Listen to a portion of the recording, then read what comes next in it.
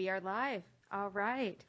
Well, good morning, everyone. I apologize for the delay. It is Friday the 13th on a day that is going to host a full moon. So I anticipate that the universe is in cahoots to keep us from starting on time. So I'm sorry that we are a tad bit delayed, but it is almost 9:20. My name is Jolina Grande. I am chair of the California Workforce Pathways Joint Advisory Committee, and I'd like to thank you all for your consideration of our delay this morning and for joining us today. Today's meeting is being broadcast. Interested parties can view the broadcast by visiting http://CDE for California Department of Education -CA for California .videossc.com. The link can also be found on our webpage.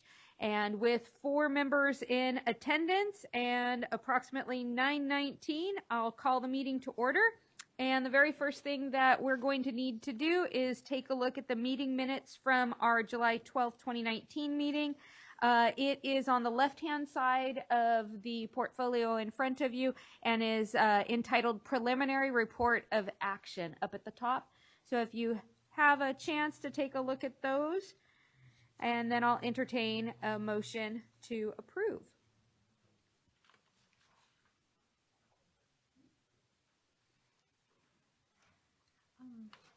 I move to approve. Oh, thank you, Member Rawlings. Is there a second? I have a second, but I have also a comment. Oh, good. I'll take your second, and now I'll take your comment. Okay, thank you. So I appreciate the minutes. I think it would be helpful just for the public, given that we do have some substantial discussions on some of these items, that a little bit of a brief notation of what had happened, or if there were a request by an advisory board member, that those be noted in the minutes so that we have a record of what had been conversation. It doesn't need to be very long, but something a little bit more substantive than what is currently in front of us. I appreciate that comment, and I would like if staff could provide just a little bit more of a narrative for each of the items, because it does look like we didn't do much, and we had some pretty significant conversations that day. It would be nice if we could memorialize those. Are there any other comments from committee members? Then I'll solicit any comments from the public regarding our meeting minutes of July 12th. Seeing none, I think we can move to a vote. Would you like to call the roll, Lisa? Yes, I will. Can you hear me? Am I on? Okay. So we'll start with Chair Grande. Aye. And Member Ortiz-Licon. I wasn't here, so I'll abstain. And Member Rawlings. Aye. Member Rucker and Vice Chair Sun. Aye. We don't have a quorum, right? We do have a quorum to conduct the meeting. Yes, and we can pass the minutes. So the minutes have been approved. And we'll move on. Meeting minutes and the recording of the broadcast for this meeting and all previous meetings are available on the California Workforce Pathways Joint Advisory Committee's webpage.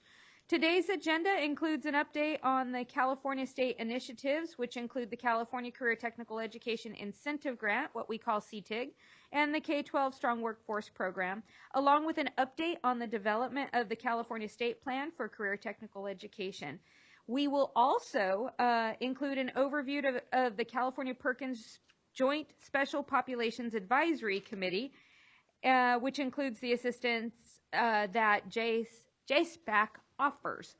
So in order to get a more comprehensive idea as to what's in front of us for today's meeting, I'd like to introduce Lisa Reimers from the California Department of Education to review the materials provided for this meeting. Yes, good morning. There are a lot of materials for this morning. In your package, you see the agenda. The minutes are all on white paper. On yellow paper are the guiding policy principles. Everything for item 1 is going to be in green paper.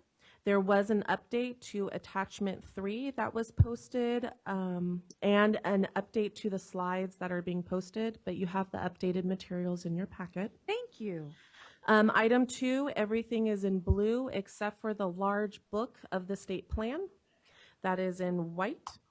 And then item 3, everything is in pink, and there was an update to attachment number 2 to update some language, and you also have that updated document in your packets. All right. Thank you, Lisa. I appreciate that. So are we ready to get started? Oh my goodness, look at that. We are now only 3 minutes behind schedule. And we are ready for item number 1. I'd like to welcome Michelle McIntosh from the California Department of Education and Matt Roberts from the California Community College's Chancellor's Office to update us on the Career Technical Education Incentive Grant and the K-12 Strong Workforce Program. Good morning. Good morning. Good morning. All right. Are we on?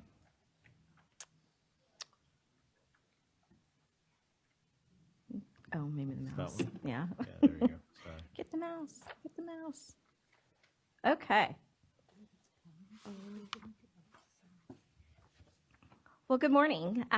What we wanted to walk you through today, again, was just some of the things that both Matt and I have been working on with both the K-12 Strong Workforce and the CTEIG programs, and what that looks like. And last time we gave you a proposed timeline. We wanted to walk you through that timeline one more time because now we have some official dates on the timeline as we move forward.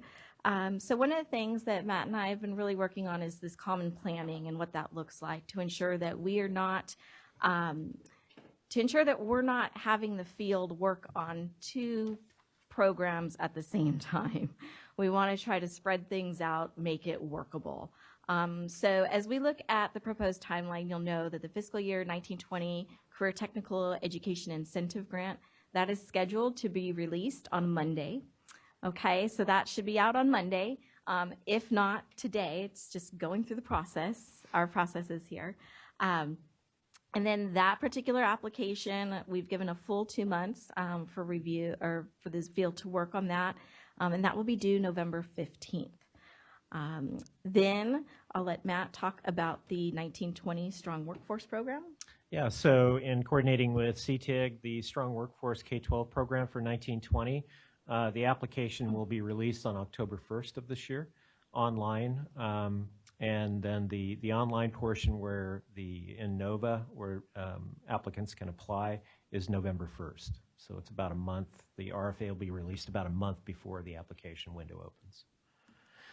And then for 1920, K-12 Strong Workforce applications will be due December 18th, so before folks break for the holiday.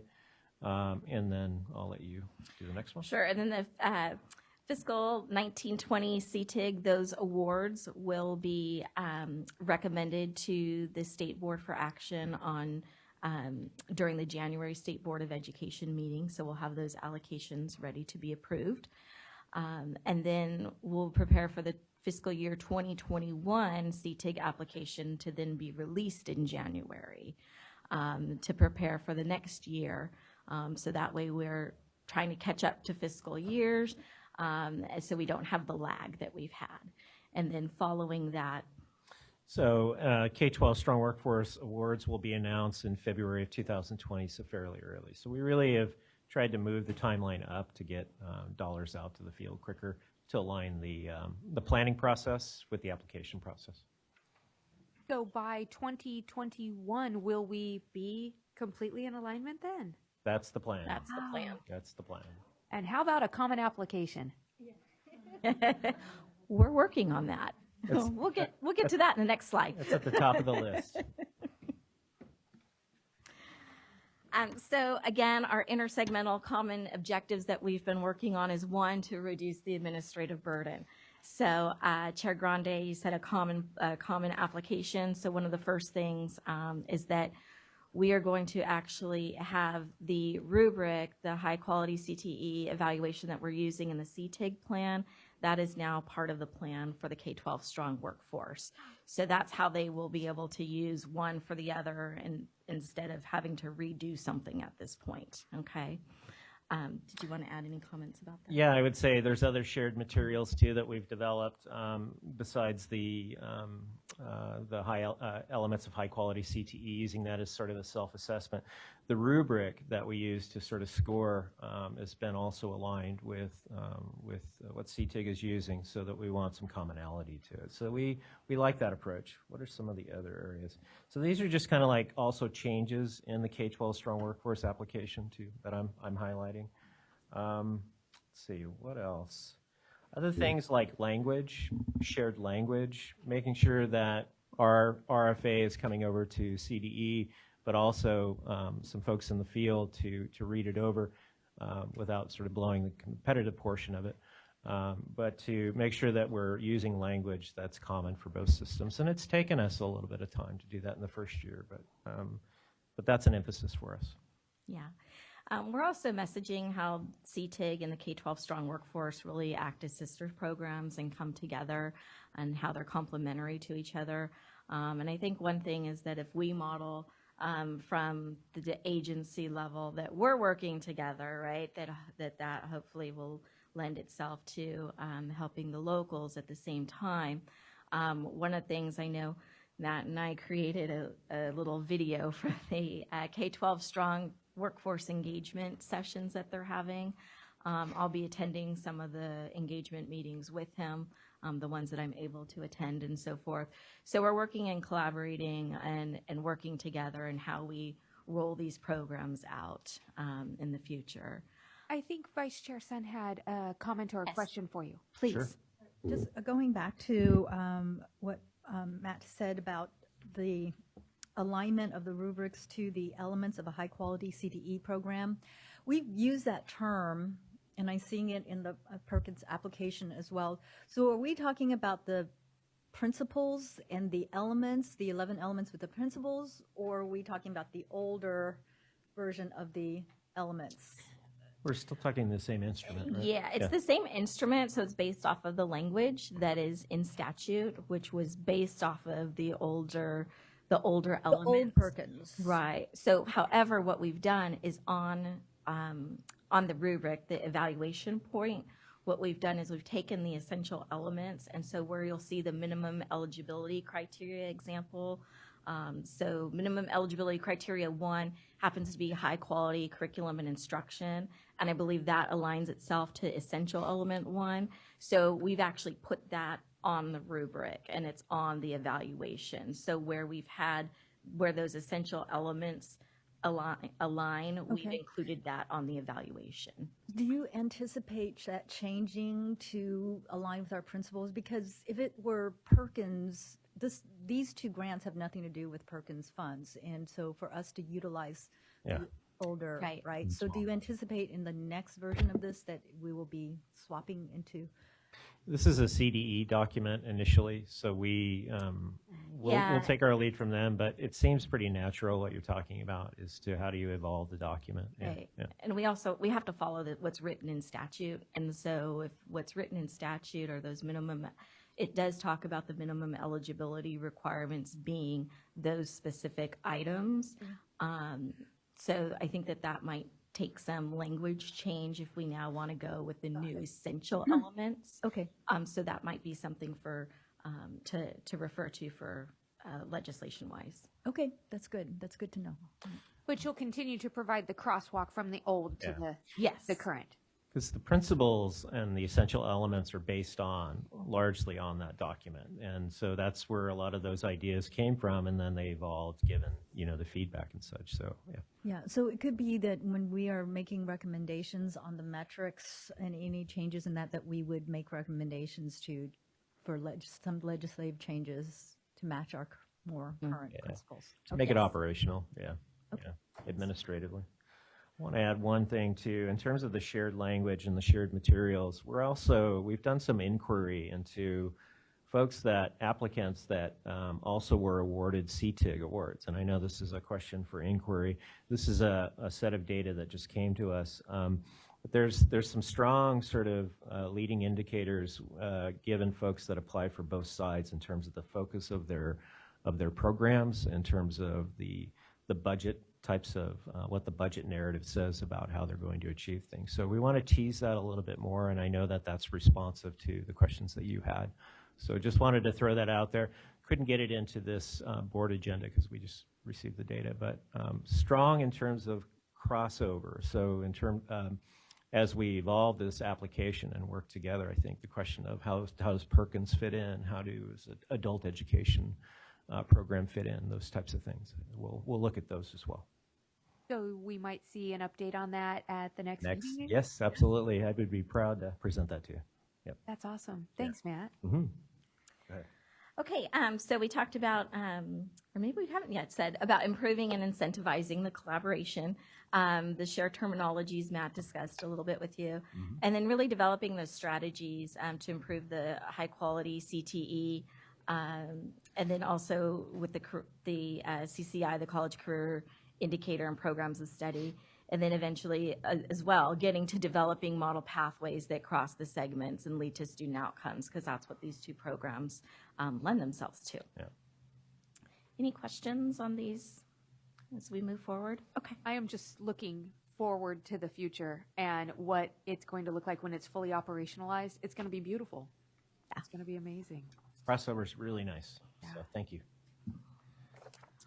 All right, so we'll move on to the update on the Career Technical Education Incentive Grant. And so what I'm going to review with you right now happens to be the updates to the fiscal year 1920 application, some of the big updates that we made. And then I'll walk through each one of those and what those look like for you. So just really quickly, there was a match question that was not very clear in the last application, so we clarified that. There were positive consideration questions. Exactly, there were 4 positive consideration questions that were added to our program grants management system. That's where folks fill out the first part of the grant. We did revise the high quality CTE evaluation for non-duplication. I'll explain a little bit more about that as well. We now have a narrative that includes strengths and then areas of opportunities and plans to make it a little bit more clear on what folks will be doing. We're now doing budget by object code with a little bit of narrative, and we included points for the local control accountability plans, including those into their application. And the total points has actually been narrowed down to 54. It was 100 before, but what we found that 100, because we were having people double points, and it just didn't make sense. It's, the application is 54 points, go with 54 points. We don't need 100 points to overextend what we don't have. So I'll now walk you through what these changes actually look like and what they'll look like in the system and the grant itself. So PGMS is our program grant management system. That is the first part that folks go into to fill out their information. And one of the things we learned from the last go round with this grant is there are some things that we could have used PGMS for to just ask the question and then get the information back, rather than having to have our folks write the response or write to the answer. But the first thing is that we wanted to clarify the match question, because the match question, people didn't know if they were supposed to enter what they actually could match at the $2 or what they were expecting to get at the $1. So now what we have is we have enter the amount of dollars that the LEA has for match based on the amount of funds expended for CTE programs. And they'll actually they'll actually type in there at the $2 amount, we have $500,000 for match, okay? So then it says, then the system says the amount you expect to receive from this grant program at $1 for every $2 is the following. And then it says this estimate is not a guarantee of being funded for this amount. So what this box will do is it'll automatically populate and generate half of what they've put into that first box. So if they put 500,000 in there, this will now say 250, so that they can see this is what my match is and this is what I think I'm going to expect to get from the state, right? Knowing that it's not a guarantee because we have lots of folks that are applying for the program, but we hope that that will make it a little bit more clear. And then at the bottom, it'll give them, here's your total budget amount. So you're saying you can match 500,000. The state, if it can give you 250, will, and your total grant will then be 750,000. So we think that'll help to clear up that match question from before. Will that also migrate over to the itemized budget so that they would not be able to create an itemized budget that's less than that? So almost like a default entry? I wish it did, but our budgets are separate from this. Yeah. So again, continuous improvement, right? Things we can work towards. So here's some positive consideration questions. So one is, do you offer an existing high-quality regional-based CTE program as a JPA? They're going to have a regional button, or they're going to have a radio button that basically says yes or no. So they're just going to click the box and tell us that, okay?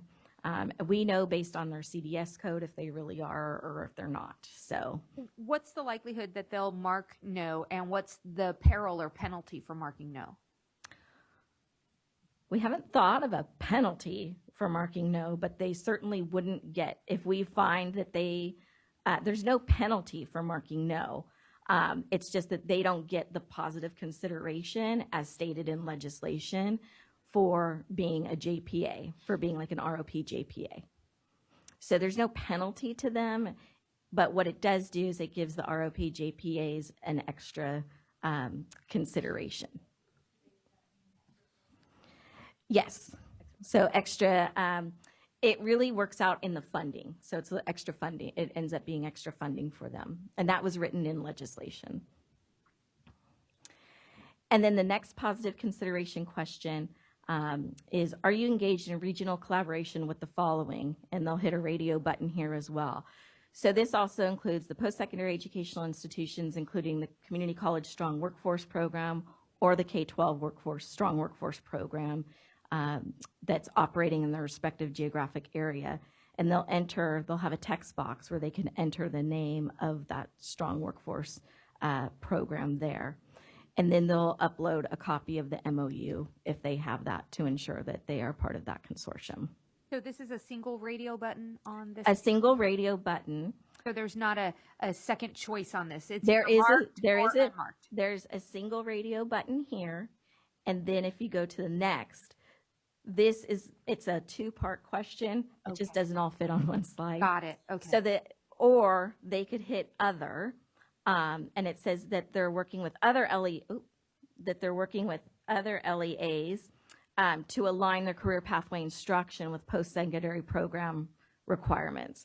So they can check if they're doing dual enrollment, concurrent enrollment, articulation, or if they're doing something else that would be other, they can check other and then write what it is that they're doing within that box. They check multiple radio buttons? They can check multiple radio buttons, yes. Thank you. The next has to do, again, and these are all the positive considerations that were written into the legislation. So the next one happens to do with CTE infrastructure and equipment and facilities. So what we're asking them to do is to enter their total investment in CTE infrastructure, equipment, facilities. Object code 6000 is where they generally put these dollars for this grant round.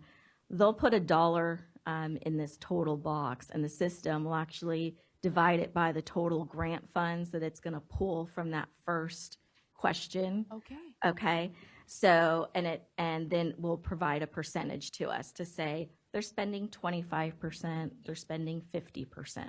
Okay. The next question for positive consideration asks folks based on their CDS codes provided. The applicants are using existing structures, requirements, and resources of the following. And so based on their CDS codes that have been entered, this will pre-populate for folks. So it'll say, yes, you're getting federal Carl Perkins. Yes, you're getting California Partnership Academies. And yes, you're getting Ag Incentive Grant. And then there's an opportunity for them at the bottom to say, or if they have contributions from industry, labor, and philanthropic sources, to actually put what that source is in the text box, and then what the contribution actually is in the text box, and then they can add additional sources and contributions. So An additional might be a industry or business partner provided them with, it could have been a contribution of equipment or something else, but that's where it allows them to enter that information. So first, before I move on to there, any questions on the positive consideration portions? These are things that we had them write to before, and it wasn't very clear. We think by putting it in this way, we'll be able just to easily extract this information this time around, and also help to make it easier on the LEAs when it can pre-populate based by their CDS codes. I think they'll appreciate that. So the next piece is the high quality CTE evaluation. This is the rubric that we were talking about. And Member Sun, I know you were asking about the essential element. So you'll see under where it says minimum eligibility standards 1A, you'll see the essential element that it corresponds to. So this is a 15-page document because there are 15 questions. So we didn't put them all here, but wanted to just give you an idea of what's been updated. So working with my previous CTEIG technical assistance centers, and then getting notes and information from the field and so forth, we went ahead and made updates to the rubric or to this evaluation for non-duplication. There were some items in the legislation that were duplicative. When it came to looking at student leadership was in a couple different places. So it's like, how do you write for that in one, and then you're expected to write for it in another place? So those kind of clean up things, and then to make things a little bit more clear.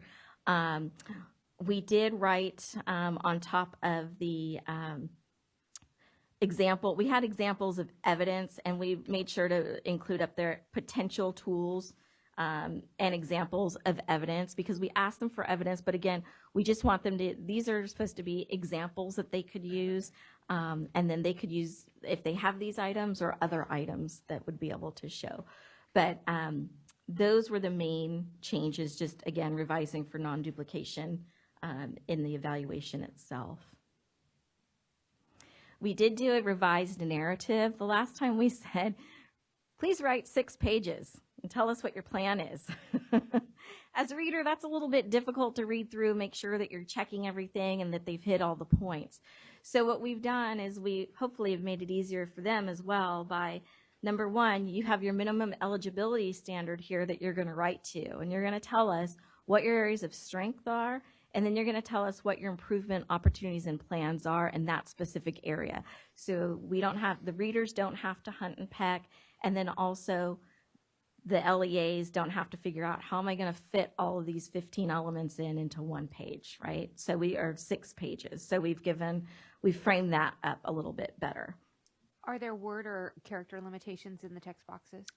There are, and I don't remember at the moment what it is, but we did make the areas of strength smaller and the areas for improvement and opportunities and plans bigger so that they are able to put more information in that area. So if they were to maximize out the space for both of those on all of the questions, would it generate more than 6 pages now? No. Okay. It's actually 5 pages. Good. And we'd rather have people be very clear, concise, like just tell us what you want to do and how you're going to do it. And, we don't need to read the pretty fluff kind of stuff. We just want to get to the meat. Can I ask a technical question? Yes.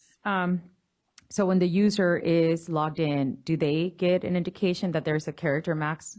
So this is actually going to be a form that we have on our website. So it will max out at their particular, and in fact, on here we will put, and I'm sorry, it's not showing on this one. Oops.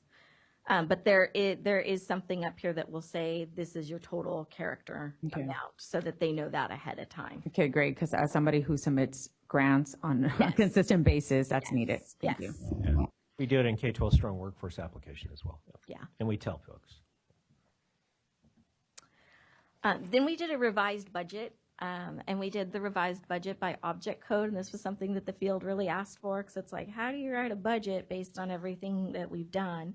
And so what we've done is we put the object code, give us your expenditure description, tell us what your minimum eligibility standard is that matches to. So if you're going to be doing some, object code 1000, that might be salary. So if you're going to pay somebody part of somebody's salary to help folks with their standards and including their standards into their programs, that minimum eligibility standard would be 1A. So that would match back. And then their match source, they would tell us, this is LCAP, or maybe this is our, Perkins funds match source. And then they're going to tell us their match amount and then what they expect from CTEIG. Okay. And we've given them the 1000 through the 7000 series codes to be able to put information in. And again, that's another form that they'll be able to fill out. This form, though, expands and they can add lines because we want to give them the opportunity to really tell us, give us your budget of what you think you're really going to need. And then for the local control accountability plan, we are now awarding 0 to 2 points for inclusion of the applicant's local control accountability plans. And we were very specific in the document, in the application, to say, you must include this, only include the pages that speak to CTE, highlight where those things are on the page. Last year we asked for the local control accountability plans, and we said, give us your local control accountability plans, mark where you said CTE. And so some people sent in their whole plan, some people sent in a small plan. We're like, okay, bad instruction on our part, so we'll own that. So now we've been very specific about what we're asking for, and that we will deduct points if they give us something more than what we're asking. So here's their opportunity to get some points for that. Yes, ma'am. So when they upload those sections that specifically link both, you have a scale from 0 to 2. So how do you determine the difference between a 1 and a 2? Do you also have a rubric that says they're explicit on how they're using the LCAP to support pathways? 0, I'm assuming they just didn't submit anything. Right, 0 would be like they submitted nothing. And that I can look through and tell you exactly what we're looking at. But for the 1 and the 2. Yeah, the 2 is, you've explained it. Let's see, it's in the application.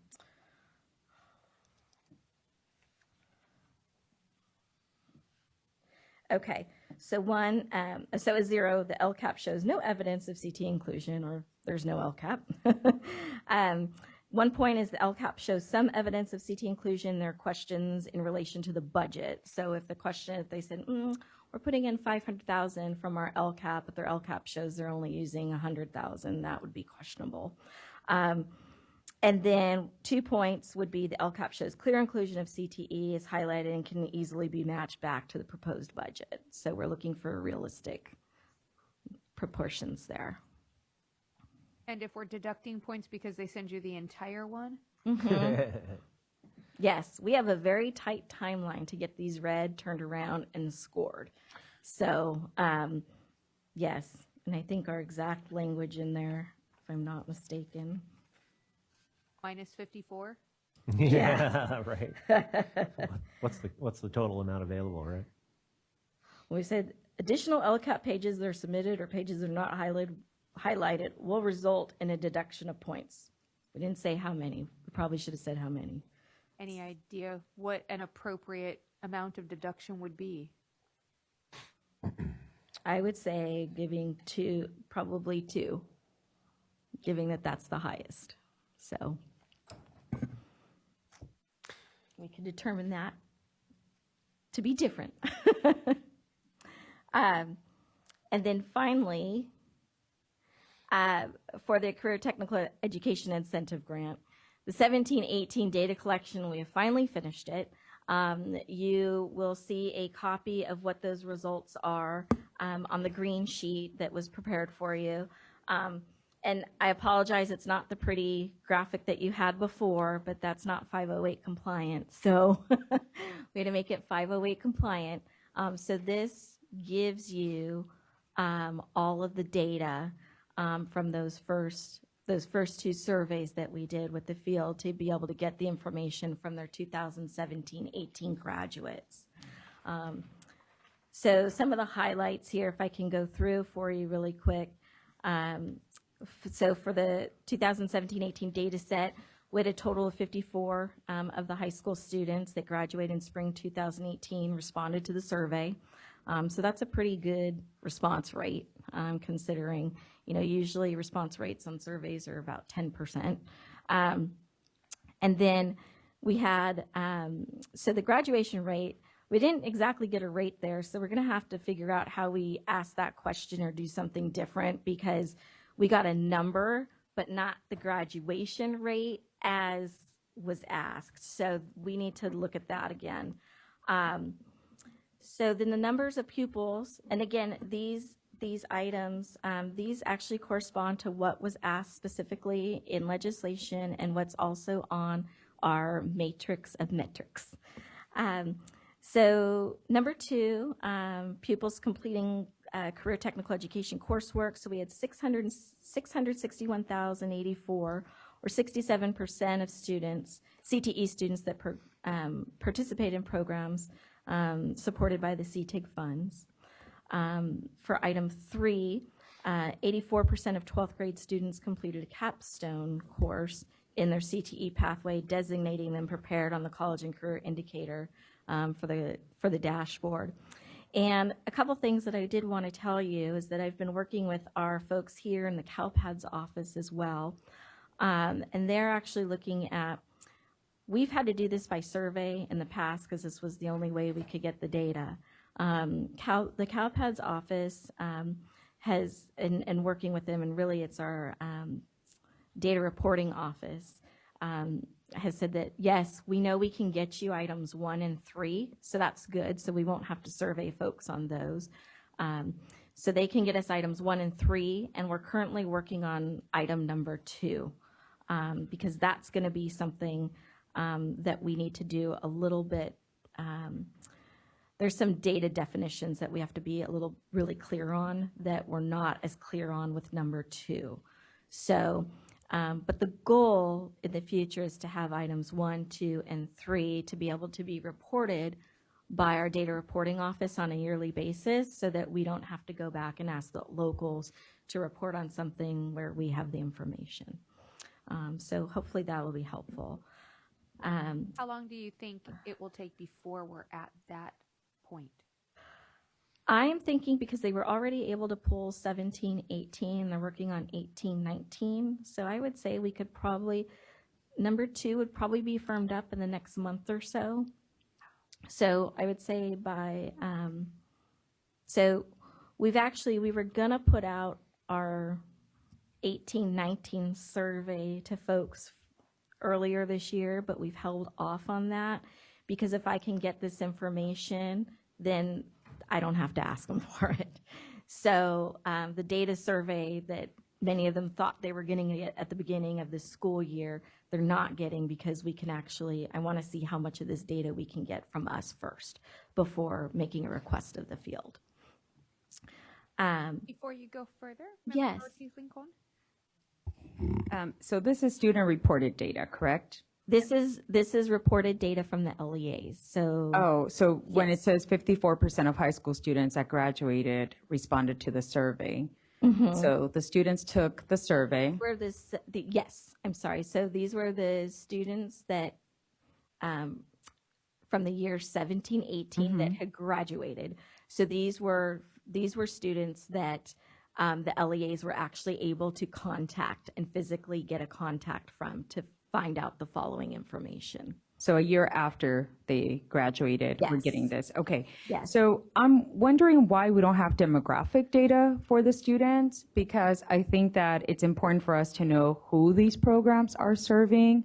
And as we're now looking at the Perkins plan, and I know that these are 2 different things, but Sure. it's a data point that may help us, again, with the special populations.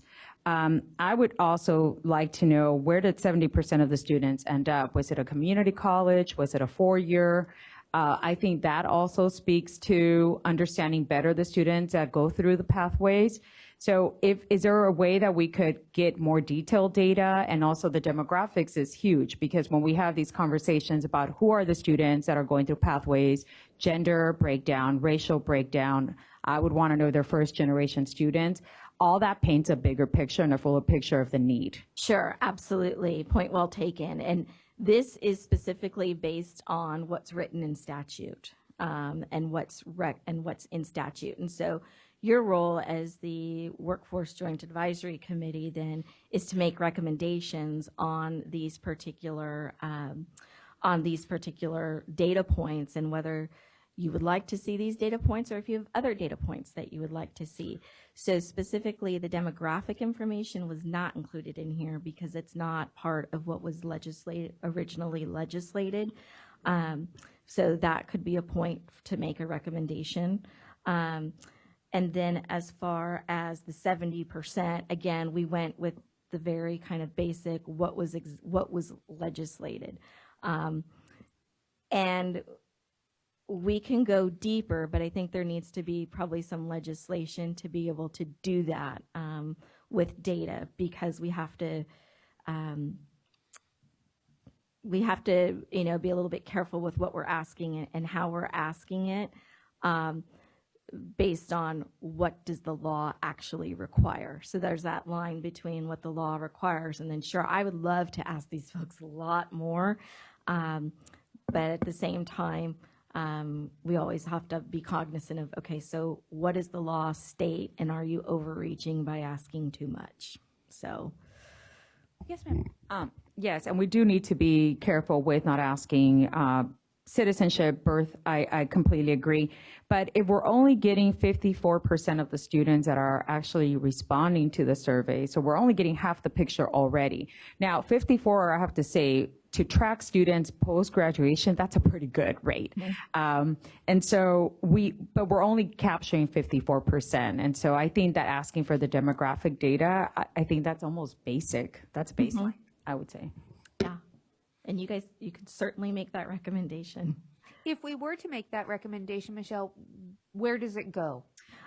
So if you were to make that recommendation, then I believe we take it back to, I think it's the, Patricia.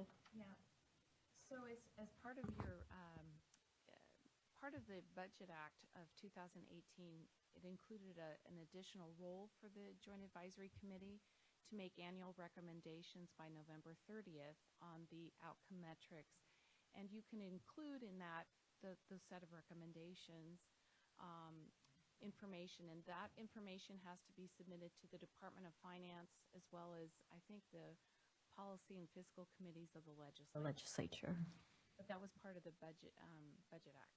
Very good. Thank you. We have a series of questions and comments, so I have a feeling we're going to go left to right. Okay. My left to right. Member Rucker. Well, thank you, Michelle, for putting this data piece together. I also have a number of questions. First of all, I'm glad to know that the LEAs were so diligent in their outreach and recruitment of students to get them to respond to the survey. I agree that the high number of respondents is significant. But I think we also have to take a look at how we're compartmentalizing the work that we're asking LEAs to do. I think the point that Board Member Ortiz-Licon was making is that some of this data informs some of the other work that we are tasked to do. Specifically in looking at, in a separate item, the work that we have to look at paying attention to special populations for the Perkins grant. Some of the information you're collecting from the survey that is being done for the CTEIG grant also informs, or at least definitely connected to, the data that we are asked to also have in that form. And while I'm glad to know that we should be making recommendations for the legislative and budgetary process, that's the charge of this board, I think we have to look at what it is we're doing in our relationship with LEAs and what we're asking them to do, because by your proposal, that would require a separate survey to collect data from the same LEAs about the same students, to get the demographic information and to figure out how to find that information that we need to have about students in special populations.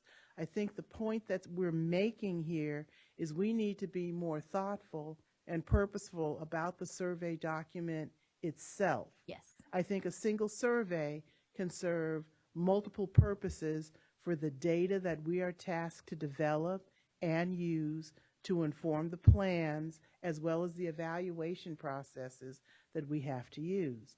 And so I think that what I would like to see before we do this survey again is we would like to see the survey instrument itself. Okay. And maybe give some input on the survey, because perhaps if we had seen the survey before it went out, the opportunity to make sure a question about the demographics of the people who would be responding could be collected. And maybe we even could have sorted the survey questions, so that, for example, knowing that questions 1, 2, and 3 are questions really the LEAs and not the students themselves should be seeing on a survey, could have been separated. So I think there's two parts to this process. We need to evaluate what the survey itself actually did and the purpose, and whether or not the survey that you have used served the purposes we intended to serve for the needs that we have. And so I would like to ask as a recommendation and for consideration that at a future meeting we take a look at that survey and we take a look at what we are asking the LEAs to give us, what it is we can provide, what information we can collect from other ways. And you've identified that the Data Reporting Office can give us information on items 1, 2, and 3. But then also because the CTEIG grant, as well as other programs that are being administered by your office and that we are tasked to oversee, is asking for a common set of data points. Let's make sure that when we send a survey to the LEAs, that we are being thoughtful in what we ask for, so we can maximize the opportunity to ask the LEAs to give us data about their programs in the ways that we ask for it. Yes. No, absolutely. Point well taken. And one of the things is to also ensure that we're getting information that speaks to the program itself, versus information that speaks to all programs collectively. Because if you want to see the results from CTEIG, then that could be a separate set of students that you're looking at. That's correct. Versus a different from Perkins. And so we've been having those conversations not only in my office, but with my director and others here at the department as to how can we get this data in a way to, number one, we don't have such a burden on the field to get this information.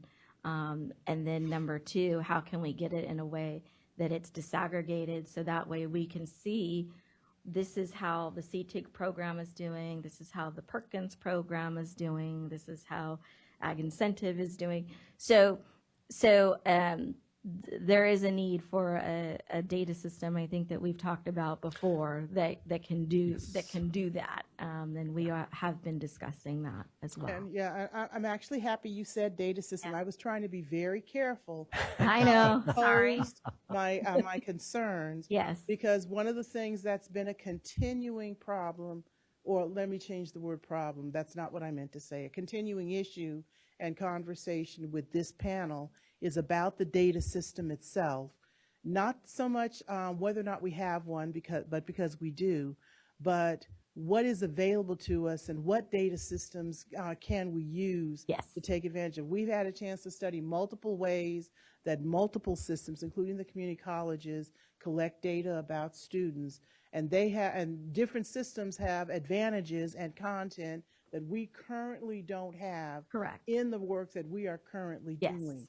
And so I think what remains unresolved and what has, despite the questions that have been raised, we have not resolved yet how we're going to improve our data system. But in the meantime, what are our options for using currently available data from other data systems? Yes. So that's something currently resolved. So I should never have found out this morning that we have an opportunity to make a recommendation by November 30th. Because while I'm sitting here, I'm going to noodle out how to make a recommendation concerning our access to other data systems, so that also goes in by November 30th. It's just a wonderful thing to find out what people, if somebody asks you to make a Christmas list, I've been, I've had multiple years of experience doing that. Was that November 1st or November 30th? 30th. The 30th. Yes, November 30th. Christmas is coming early. Yes. Yes, we have 2 meetings. We can work on There are other comments, because I think what we wanted to do too is to say that the beauty of this partnership, intersegmental partnership, is to start to shine a light on some of the throughput. In other words, what's the pipeline looking like coming through? And I can tell you, we're talking data definitions right now, exactly what you're asking for, which is what is the data that we have, and then how do we sort of move it to the next level. In the community colleges, we see a complementary, sort of throughput, in terms of the types of data that we collect, and then the focuses of those data as well. So I'd like to say that we're going to continue to work with CDE to see how we can improve the systems. Part of the ask in the legislation is the building of a tool called Launchboard, which is a data, and I think you've seen a demo of that. So Launchboard will have an additional piece in it called the K-12 Strong Workforce Program Pipeline Tool. And so that will show data that we get ideally from CalPads, right? So if the question is, the data systems have to be reliable. That's all. Yeah, I know. Yes, I got it. Okay. So I think ultimately we want to drive the systems that way to where they do, because with the data systems in the community colleges, we do rely a lot on MIS, on the college's MIS, which is their student level data, and it rolls up and it disaggregates. So we're trying to look for that same type of a handoff coming out of this. So it's in development. We're getting there. And we're taking a look at how these are going to actually work in the definitions. So hopefully that gets you there. Vice Chair Sun. So it sounds like from hearing the conversation, getting down to some really kind of concrete next steps for us. Sure. It seems that there's a sense of urgency that we do need to collect more data and more detailed data, especially with the demographic data. So moving forward, we do want to make some recommendations by November 30th to the Department of Finance on these grants related to that area. So we should see an item at the next meeting.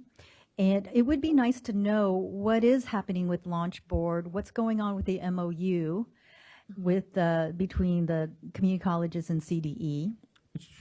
We can give you a quick update on that too. Okay, and then we would want to see the instrument that's currently being used that might be tweaked so that we can try to collect even more data, even though we may not have necessarily the legislation. I think the instrument itself is something that we want to take a look at. Let's see.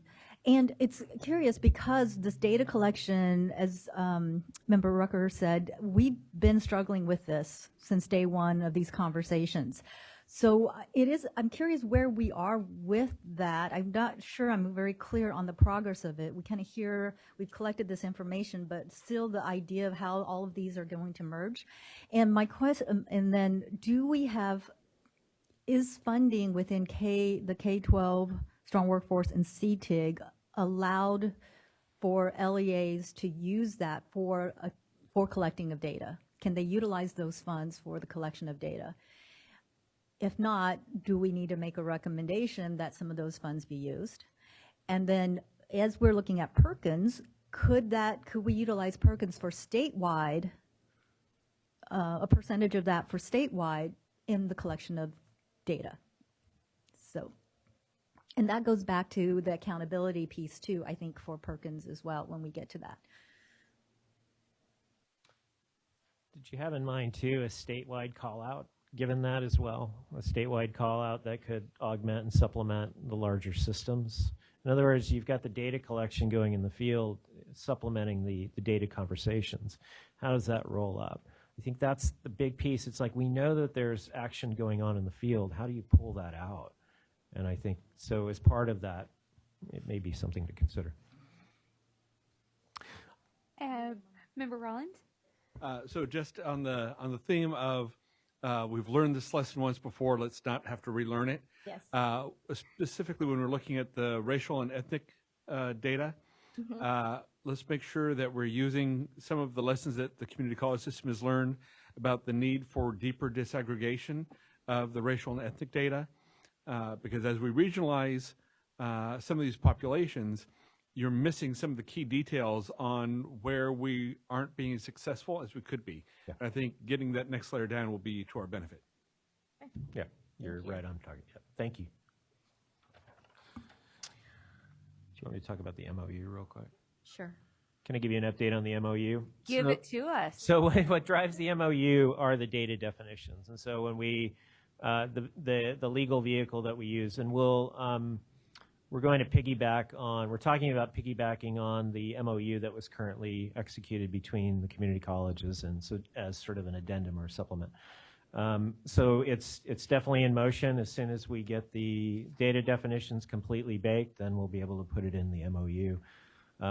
So your support and the support of our agencies, I think, is important for that. And by completely baked, is that 45 minutes at 350? So we might see this in November? Yeah, you could broil it and make it faster. Okay. Yeah, so if that would work, yeah. What yes. are we looking at in terms of a timeline for it? What do we think? What do you think? For the whole. Yeah. Yeah. This is, Yeah, go ahead, Shenny. I hope this is on. No, it's not on.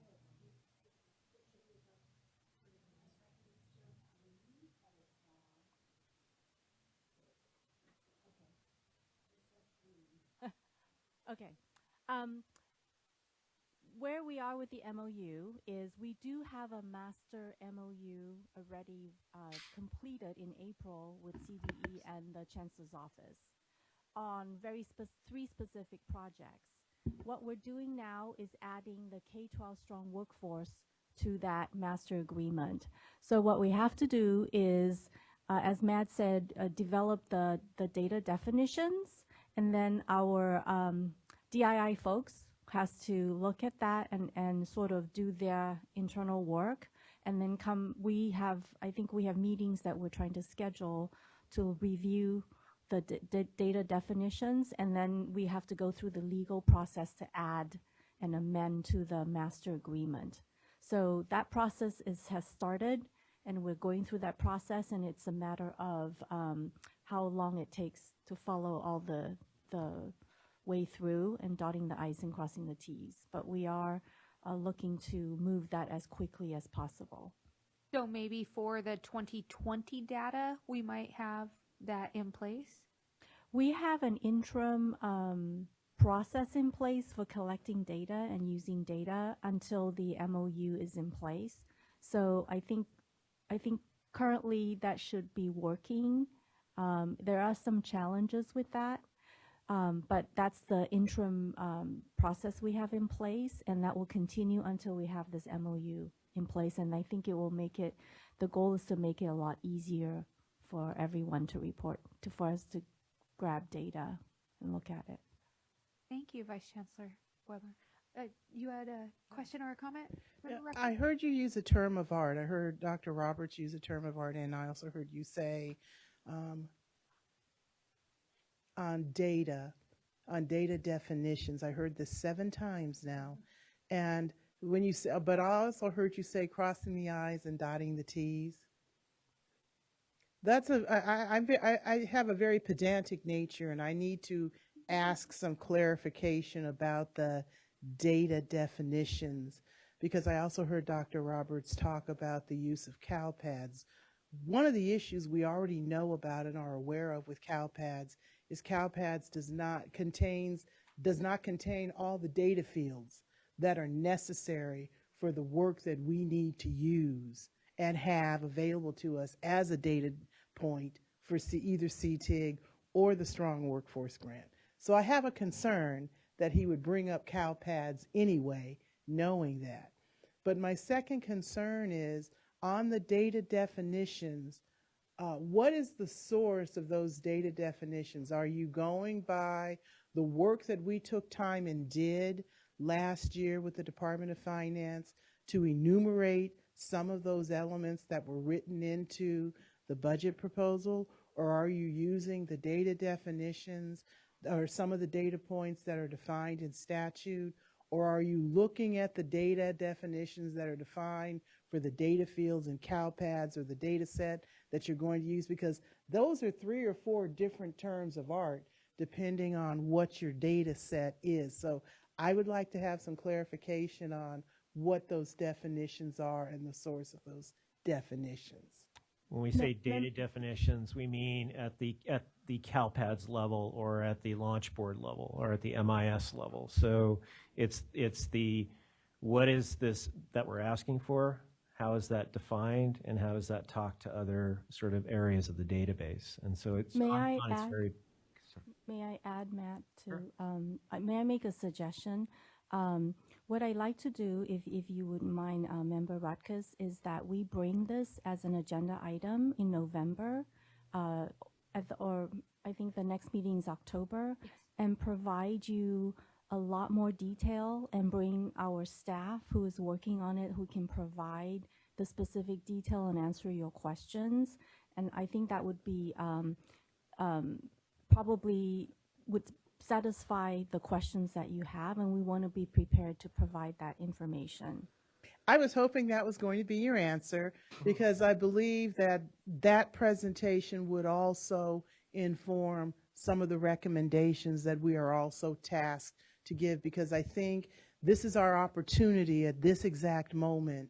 And with that meeting, this would be our opportunity to try to resolve the data issues that have been an ongoing concern and a long this would address the arc of a very long conversation about data and about CalPads in particular, if this is something we're going to be continue using, because between CalPads and MIS and the work that is anticipated by how LaunchPoint can serve these activities, I think we need to look at making some recommendations to improve not only the granularity, but the gaps that exist between those different data systems. So I know that's going to be a lot of work, and that's a heavy lift that your staff is sitting upstairs listening to as we talk about this now, but I appreciate that opportunity will happen for the October meeting. Thank you very much.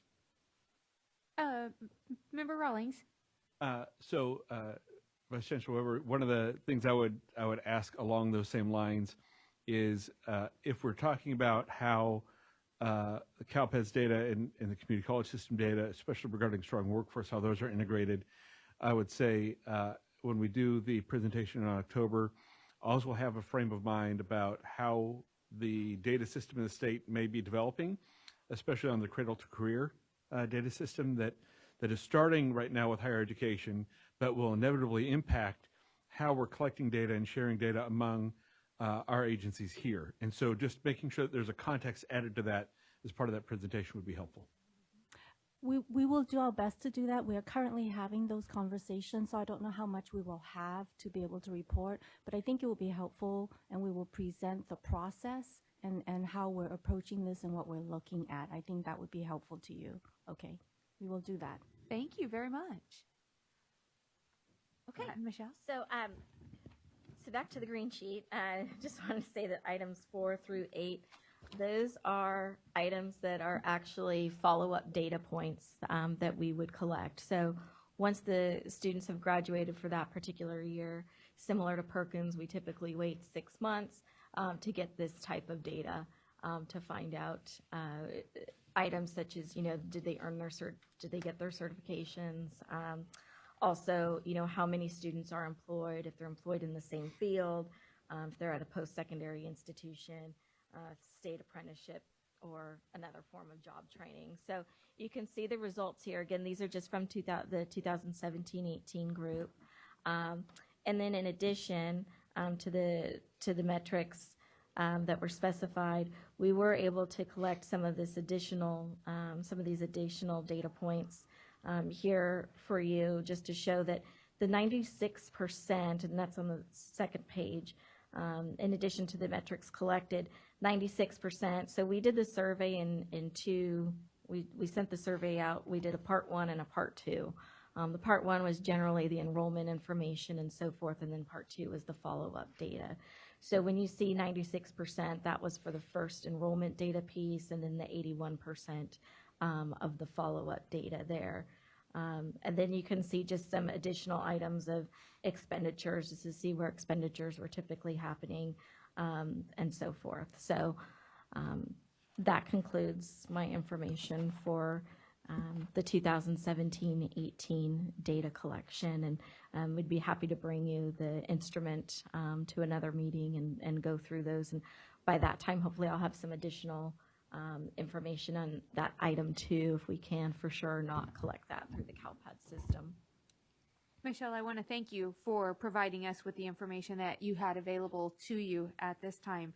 I just was wondering, a couple of the measurements on here, number 5, the number of former pupils employed, you said that you can tell whether or not they're employed in the same field of study for which they received career I technical. have to ask that in the question, because we found out how many of the pupils that were employed, but we didn't ask the next level, which was, and what field is that in, and what field did you study? And so that would need to be another one. So there are definitely some things that we can look at for next time as to get the answers that we actually need to respond to the survey, to the questions. Yes, ma'am. Survey development and having students respond and submit and then tracking, this is a lot of work, and I understand how difficult this is. But one of the things that you may also, if you haven't already considered, is making sure that the questions are appropriate for the students and that you pilot that survey, because we could ask a lot of questions. If the student doesn't know what we're asking, that's going to be a problem in the results that we get. So have you pilot the instrument, and as we develop and flesh it out, do you plan to, I mean, it is very complicated now to write a survey. Even when asking the gender question, you have to be very open to include other categories. So have you pilot this instrument with students? So no. So let me explain to you how this actually works. So what we did is, through our previous CTEIG technical assistance centers and so forth, we actually had the survey that was provided. This survey actually goes back to the local education agency that received the dollars for the grant, and then they have somebody there at the local level that will then either call these students, email these students, and to get that follow-up data. And it's similar to how we've done Perkins for years. It's because it is the follow-up type of data. So they will go based off of their last records that they have for those students, call, email, send a survey. Some people are using social media to get a student contact and so forth. But that's so the students are answering the survey if they can get to the students, but it's usually somebody that's asking them the questions. We're not sending these surveys directly to students, I should say. So as they're receiving the response, they can query to make sure that they're getting the appropriate entry that they're looking for to answer the question. Yes. Okay. Wow. I just comment. I think the ultimate solution to getting good quality data and the data we need is not to do it in this fashion. No. It's just, Yeah. we need to have a Right. system that supports LEAs too. Right. That- And this, right. And this was our first data collection of this type for this program out of the gate. So, yeah. So we can do some things to definitely do some further development on it. But again, not having a system in place before, this is what we had for this round. So those are problems that we're trying to solve mutually, I think, and that's what we're here for. Member Rucker. Okay, so what I heard was that we need to look at our own expertise for not only how to deliver the survey, but what to do to work with LEAs to do the recruitment for the participants on the survey. This department's been in place for a very long time, and I actually do believe that there is a lot of expertise in this building on how, and also at the Community College Chancellor's Office, on how to do some of the work that you're being tasked to do for the development of the survey. So I think that there's an opportunity to do some cross-departmental work. But also, there are people sitting on this panel who also have some expertise on some of the work that you're being asked to do. So I think, again, the opportunity in October to do some thinking about the process and to think together about it would be useful. But I also think this is also an opportunity for you to take a look at, while we're patting ourselves on the back for the 54% return rate, I think that we also, as part of being strategic about this work, we need to evaluate the process that actually occurred to get that. And was the process itself an obstacle that could have resulted in better results, especially if there's a difference in the participation or return rate among LEAs? Because I'm quite certain every single LEA that participated in doing the survey or attempted to help you with the survey didn't have that type of return rate. Mm-hmm. So I think that if we evaluate what the processes were and what the obstacles were, there may be some ways to improve not only the process, but to take advantage of a lot of the technology and the accessibility that students have created, that this generation of students who are graduating right now have created for themselves. We have to work with students to work on their non-self-disclosure on social media. So I'm figuring there has just got to be a way to take advantage of that social media exposure they already have. And there has got to be a way, even something as simple as, you know, in addition to the note that goes in that envelope with their diploma, congratulating them for their graduation, to say, here are some things we would like to know about and to keep in contact with you on. I mean, there's just got to be a way to make sure that we are maximizing the contacts and the requests that we make, and we're not really thoroughly considering all of those options. So I think an evaluation of the process itself is probably also called for. Not the kind of formal evaluation where somebody tells you that somebody gives you a public whipping and tells you what you did or did not do well, but I think you need to take an honest look at what you did with these processes and decide what was clearly an obstacle, what was clearly clumsy, and what you could do better to improve the rate of return, particularly among some of the LEAs that did not do as well as that 54% or as some of the other LEAs did. All right. Okay. Got a lot of feedback on that. We appreciate what you have done for us so far. Cannot wait till we have more data that's available with the collaboration with the Chancellor's Office. Look forward to it, yes. I'm going to give you just a slight update on, even though our application is still in process, and I don't necessarily have screenshots for you today, but we can certainly share those at a suitable time in the competitive process, if that's okay. But it's safe to say that the application has changed a lot, and we really listened to the feedback that we received from the field, from the stakeholders around the state, and we've refined our objectives in addition to cleaning up some of the administrative burden that goes to applying, so as Michelle was talking about. So let me just go through the objectives, because these are really the high level. And these align to the metrics, of course, and the outcomes that we're looking for.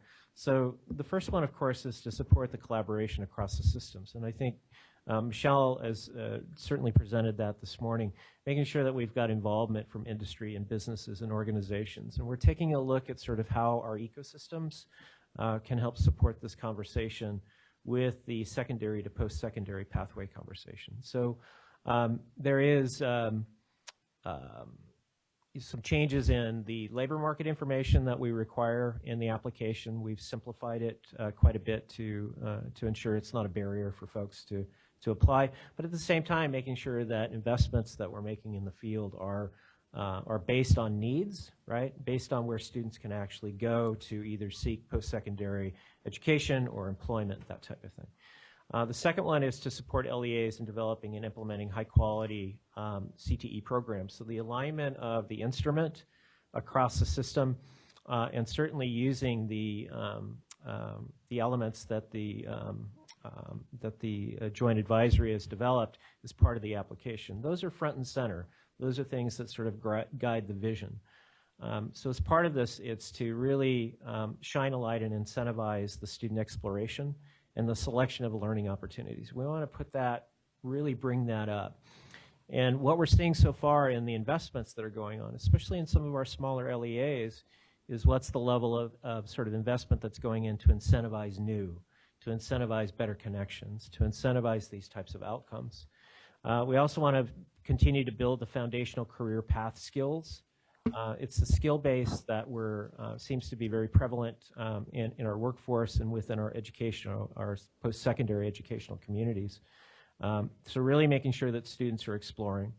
Also enabling a seamless and successful transition from secondary to post-secondary, and certainly within the community college system as part of guided pathways framework, ensuring that students, it's not a secret in terms of how they onboard with our college system. Knowing too that students can earn some college and really go out and make a fantastic sort of living in terms of livable wage. So making sure that parents and students are aware of those opportunities. Lead to completion of industry valued certificates. This is one of the metrics that's in here. Sometimes it's a little easier on the post-secondary level or on the, to sort of attain these types of certificates, but knowing where they come from, really looking at our pre-apprenticeship programs that have emerged within the K-12 system. How do we build on those moving forward into full apprenticeship programs? Really making sure that students are prepared upon completion to enter into employment and occupation. So having a clear idea of what that is. So the college and career type of model. Contribute towards meeting the projected need for 1 million completers of CTE programs. So there's a metric that we, as a system, sort of tack to, and that's in terms of completions of students along what the state's labor market information gives us. So those are really kind of the guide of what we're doing with the application process. And as Michelle talked about, really making sure that the resources are shared, reducing some of the complexities of the LMI or the labor market information going in, aligning our budget processes, making sure that the object codes are aligning. I mean, those are just a few things that we've done to improve the system. So again, it's been very good to get feedback from the system on this. I don't have a lot else to present to you other than the first iteration of metrics that we're asking for from the field for K-12 Strong Workforce is November 2020, knowing full well that we'll begin to collect data and through the this handoff or this. So I'm excited. I think we're really getting there. I'm interested to see what the field is going to, how it's going to react to the applications coming out, and Michelle and I are going to get out on the road here pretty quick to see if we can message it too. So thank you to you. Are there any other comments or questions from the board members? Okay. Thank you. So before, well, I can wait till after matrix of metrics too, but actually I'll just do it now. All right. So my comment. Well, first of all, thank you to both of you for the responsiveness to the stakeholders and the feedback that you've gotten, and to this advisory committee in hearing the issues that have come in with having these two different kinds of grant applications. What I do see, and Michelle specifically, thank you for the details on that. That's really helpful for us to get some idea. And I'm hoping, Matt, that next time we will see a little bit more about what that application looks like. Yeah. And then, so what I'm seeing and hearing is that we may be going to maybe some kind of a common app, right, for CTE funding. It could be federal and statewide. And I think one of the clarifications that we need is something we had discussed, I think, at the last meeting, is where does a CTEIG leave off and where does K-12 take over? And what are the subtle differences between the two? Because we talk about, yes, they have some common metrics and some common, the principles and all that, and high quality CTE programs. But really, what is the tweak and the difference in that? And then we also will, now that we're going to be adding Perkins, what does that do for LEAs? And I think that going to a common app will help with streamlining the process for LEAs, and so that we can see more cohesively how they're using the different funding for their programs, and also for the data collection and all that. So I think we should think a little bit about this kind of common CTE app that we would be moving towards.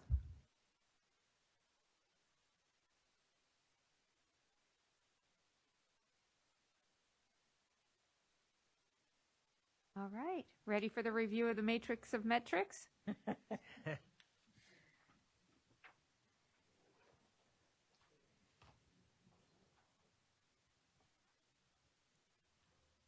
Essentially, as we're operationalizing the metrics and data definitions, we'll say that very loosely, we don't necessarily have any recommendations for changes to these, and I think that that's what Michelle and I wanted to just say to you, summarizing.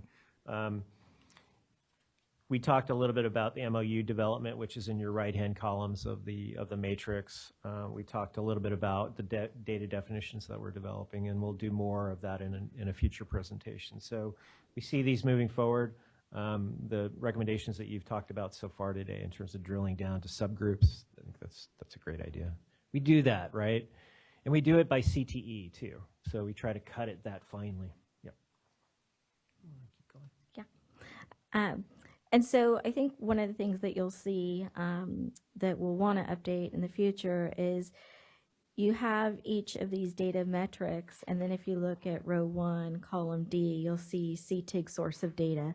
So we would expect these types of this particular section to change as we further develop that survey or questionnaire, but also as we further find out what data is really available to us that we would not need to then survey the field for. So, so again, as I mentioned, items 1, 2, or really it's items 2, which is the high school graduation rate, item 3 on the metrics of matrix. CTE course rate. Right. And then items 4, the number of pupils meeting the academic and career readiness standards.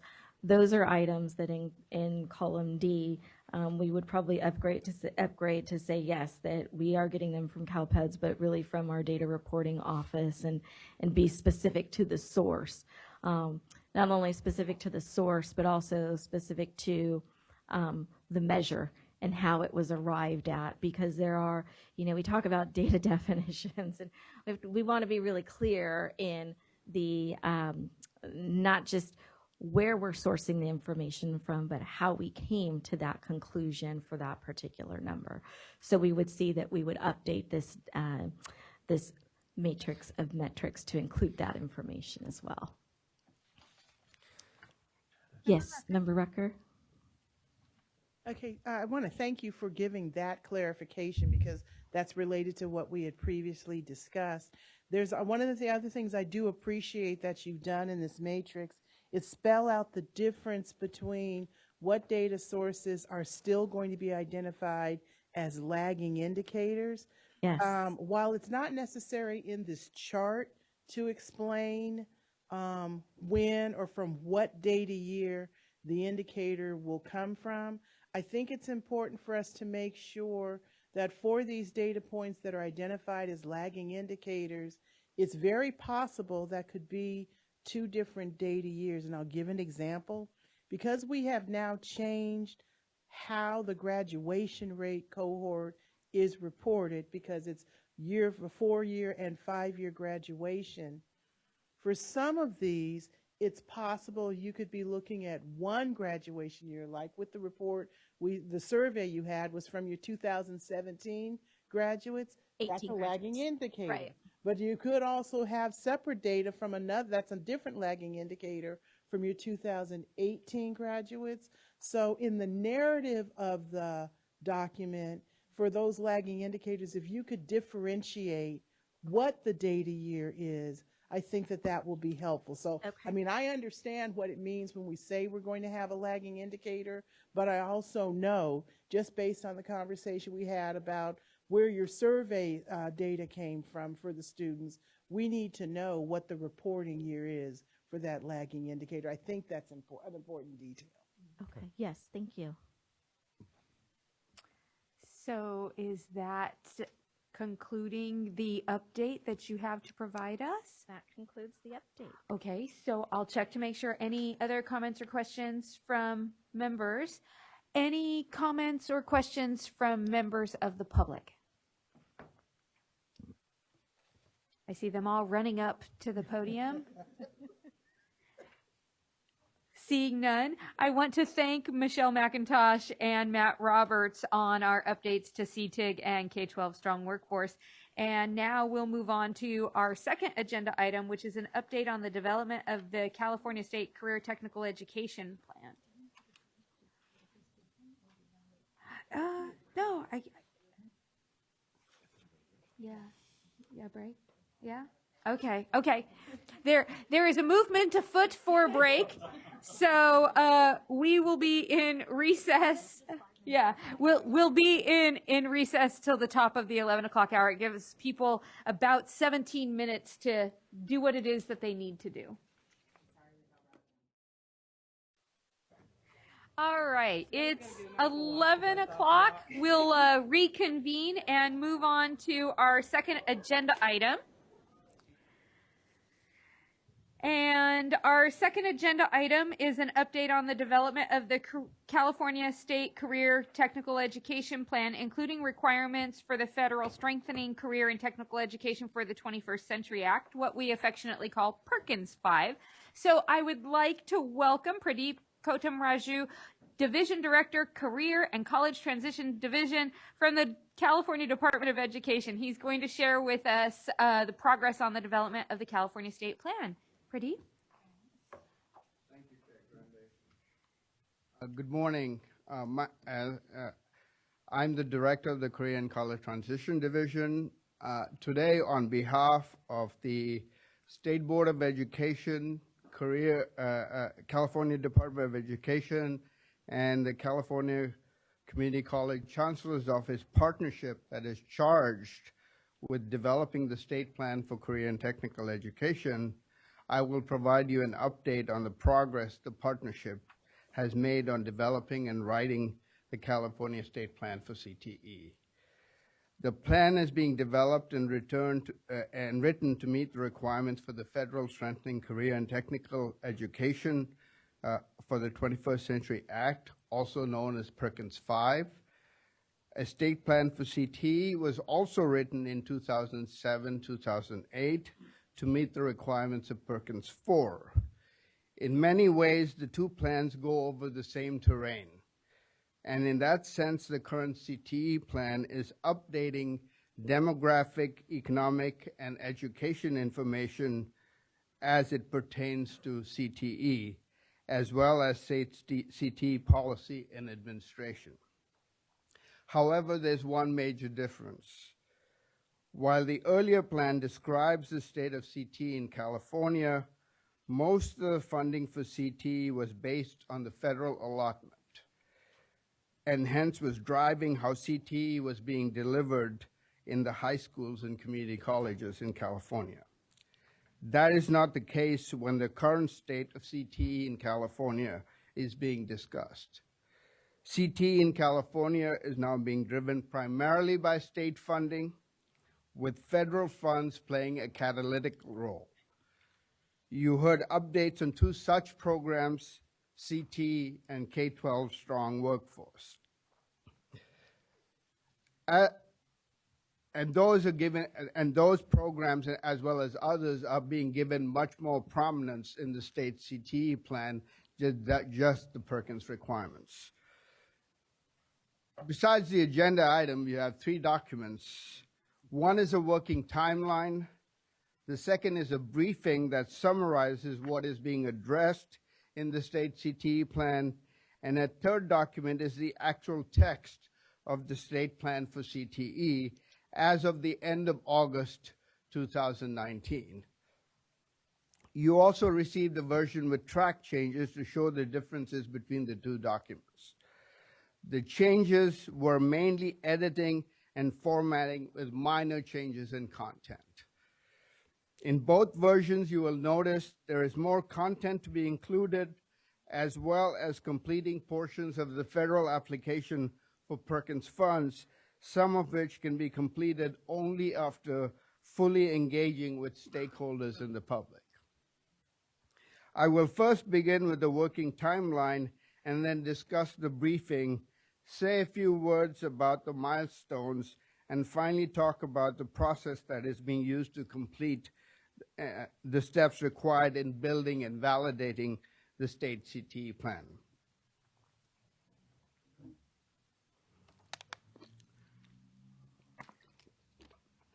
You have in front of you the timeline. And on that timeline, you will see a second stakeholder meeting that is coming up next Tuesday. I know there has been some conversation about the choice of that date, and I want to upfront apologize for the confusion and communication regarding that date, because I know that is a date where the Board of Governors are having a meeting, and so we are taking into account those dates and also looking at your schedules to make sure that that doesn't happen again. So we have about 7 months between now and a final state plan has to be submitted to the U.S. Department of Education. We've added a third stakeholder meeting in October, and I'll come back to that and talk a little more about that after I finish my remarks. We've added a meeting for the Joint Advisory Committee on October 11th to present a further update and near completed draft state plan. And from the earlier agenda item, we know there are certain things that we need to bring forward to you at that meeting as well. We'll be soliciting public feedback, including an online survey, and public meetings have been set up where we'll take the plan on the road, so to speak. The draft state plan will be completed October 25th so next month, which will be presented to the November JAC to the Joint Advisory Committee meeting. After incorporating your comments, the public feedback, and other required updates, a draft plan A, and keep in mind the letter A there because it is critical as we go forward. So the draft plan A will be produced. SBE will share the draft plan A with the governor's office in November of 2019. So they get a heads up on the information and what's in that plan.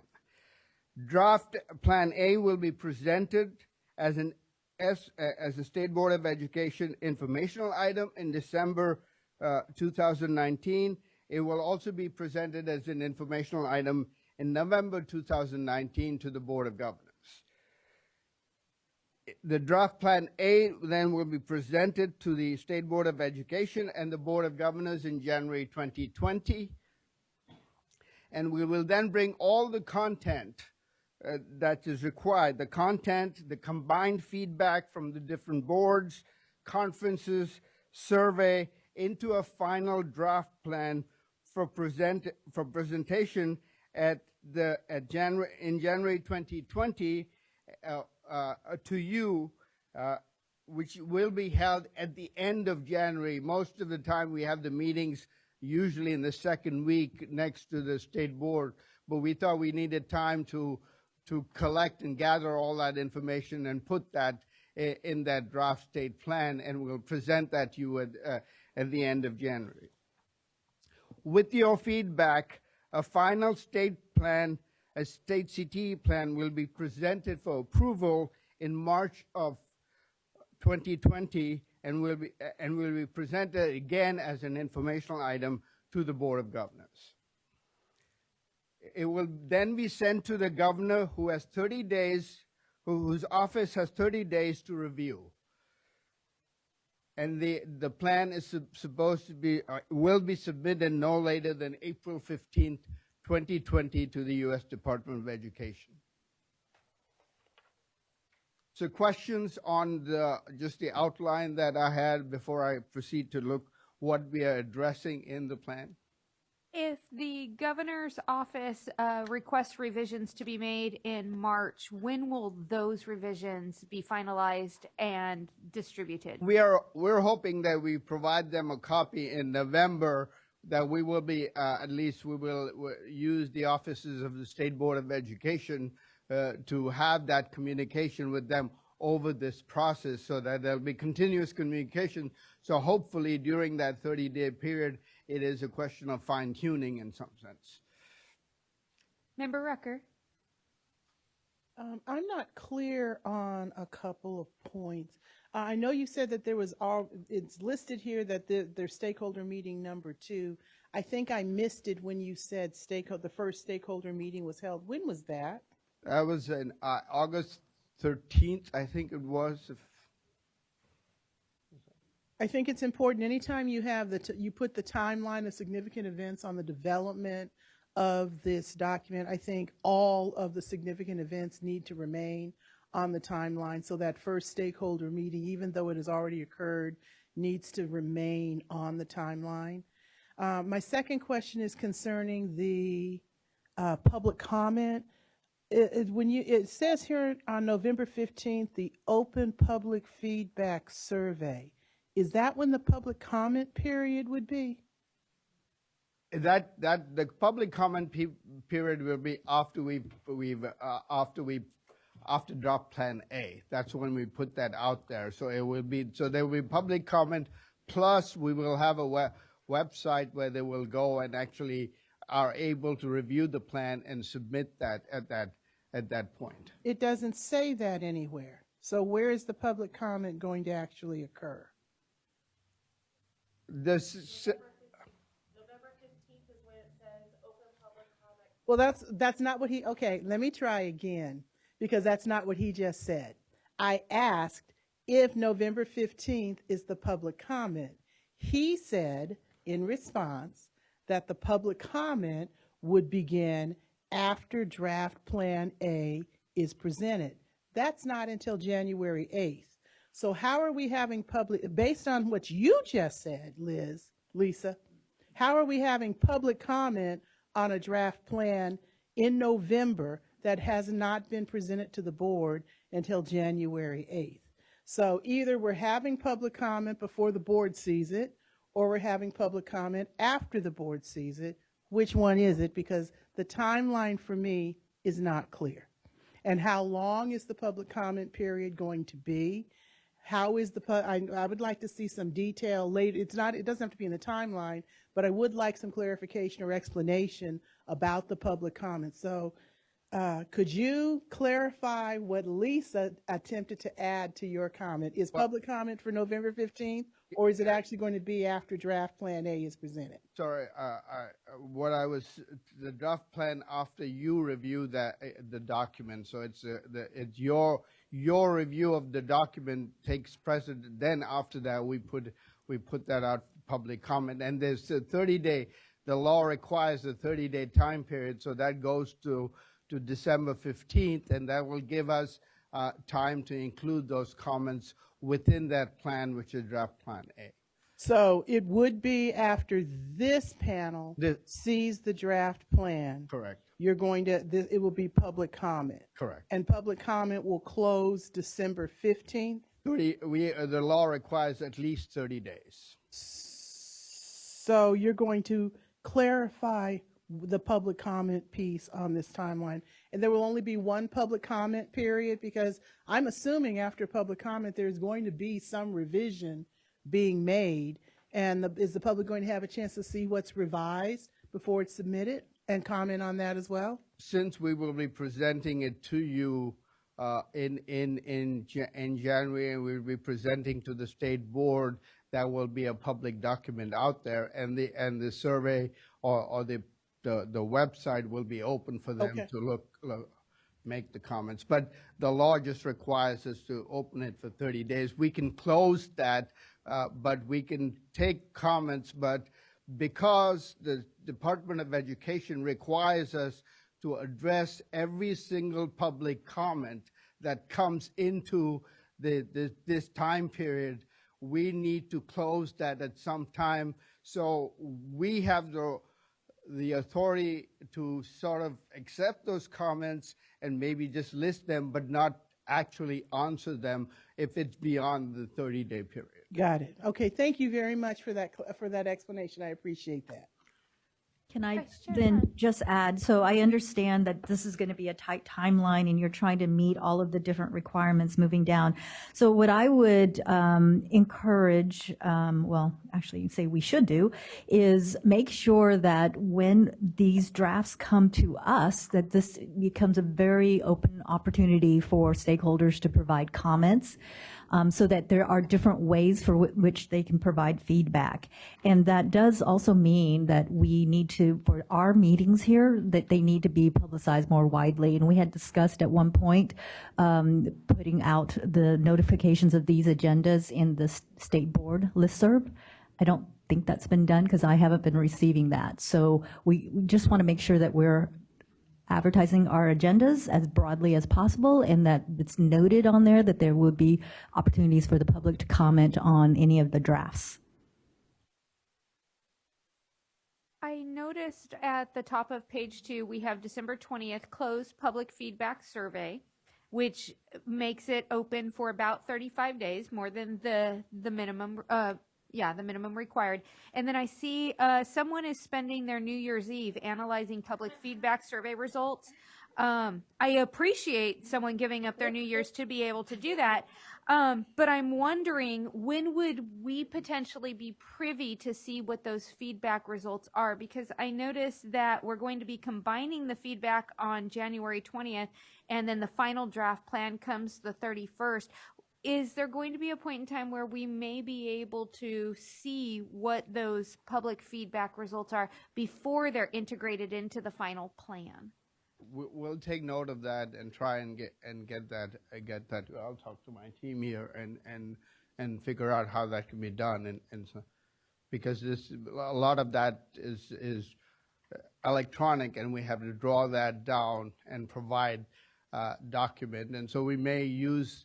What we could do is probably, because it does require us to create an appendix to the federal application on these public comments, we could start that process and then provide what we have up until that point to you, that then you can review that even before you actually see the whole document. Thank you very much. I appreciate that. Are there any other comments for Pretty regarding our timeline? Okay. All right. Please continue. The next thing I would like to do is just address the highlights. I didn't want to go page by page. It's a 210-page document, and so and it'll be more than that once we put in rest of the information in that. But I just wanted to give you some sort of broad themes that we are looking at as we move forward. The overall goal of the state CTE plan is, once the plan is implemented, so I'm looking down into the future, regardless of program and funding source, career and technical education in California will be seen as a strategy to inform all middle school students about career awareness, prepare all high school students to become career and college ready, and all community college students enter the workforce skills ready or be ready for further education. So that's sort of the long-term view of once we implement this plan over it's a 4-year plan, because the law goes to 2024, and I know I have seen documents out there talking about California 2030, and some I've seen California 2025, and so it sort of fits within that timeline.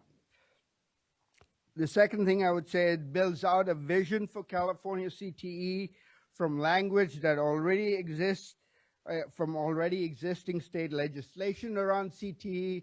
I spent some time in looking at the CTEIG legislation and the strong workforce legislation to get some of the language that is in the briefing that you have in front of you, and also looking at the previous state plan as well as other federal legislation, SOVO. So we're looking at all of those. The challenge we have about the vision, as you know, is we can start with a blank slate, and that can become a really intensive task. So we have to find a compromise in terms of giving them something to nibble on, but then look forward to sort of create the vision from at the ground level in terms of what is going to happen in California CTE. We have and we are using the guiding principles and the essential elements of a college and career pathway as the main drivers for the California CTE state plan. We emphasizing that the socioeconomic context is markedly different and shows how CTE is operating differently. When this previous state plan was written, we were moving into a recession in some sense at that time, which now we have a skill shortage. And the population of California, like the rest of the nation, has become much more diverse. And we have to address that as we move forward. The plan shows that California CTE is based primarily on state approaches and not just the federal Perkins requirements. It describes, or it will describe what continuous quality improvement for CTE looks like, and it goes beyond Perkins accountability.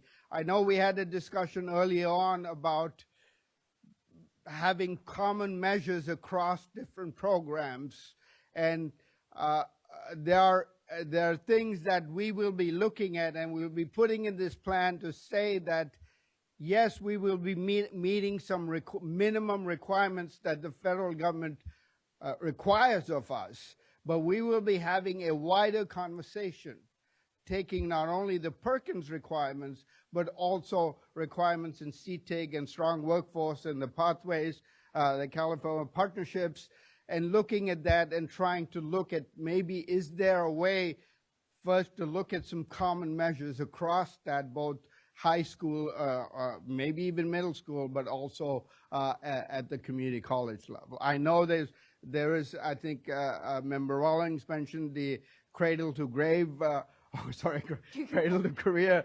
I'm okay. I'm okay with cradle to grave. Yeah. Although I have to say, I was at the California Workforce Association meeting in Monterey a couple of weeks ago, and the keynote speaker was talking about how we have to be prepared for those in their 70s and maybe in their 80s entering the workforce, and what do states have to do to deal with that? So, but I do mean cradle to career. Right? And then, as an appendix, we are providing the federal application that basically is pretty static. I mean, they ask you a question, and you are supposed to answer that. If you've seen the ESSA plan or even the WIO plan, a lot of it follows the same format, and we have to answer those questions as we go through. So then we asked you to, as you read the state plan, as you received it, we asked you some guiding questions in that. We asked whether, has the plan been framed correctly? Has care been taken to emphasize the California way? Does equity and access stand out? Because I would say in this new federal law, that is the special populations, equity and access has become much more prominent, both in terms of programmatically as well as in terms of funding. And are there other drivers to be included? And as we reviewed the first stakeholder information material that came back, one of the things that came up, and you don't have that there in your list, is the role of business and industry, and has been adequately addressed. And so these are questions. So I'll stop here and if you have questions. Member Ortiz-Lincoln. Hi, welcome. It's the first time that I meet you. I was not here the previous meetings, so maybe there is a gap in my own knowledge of what was discussed.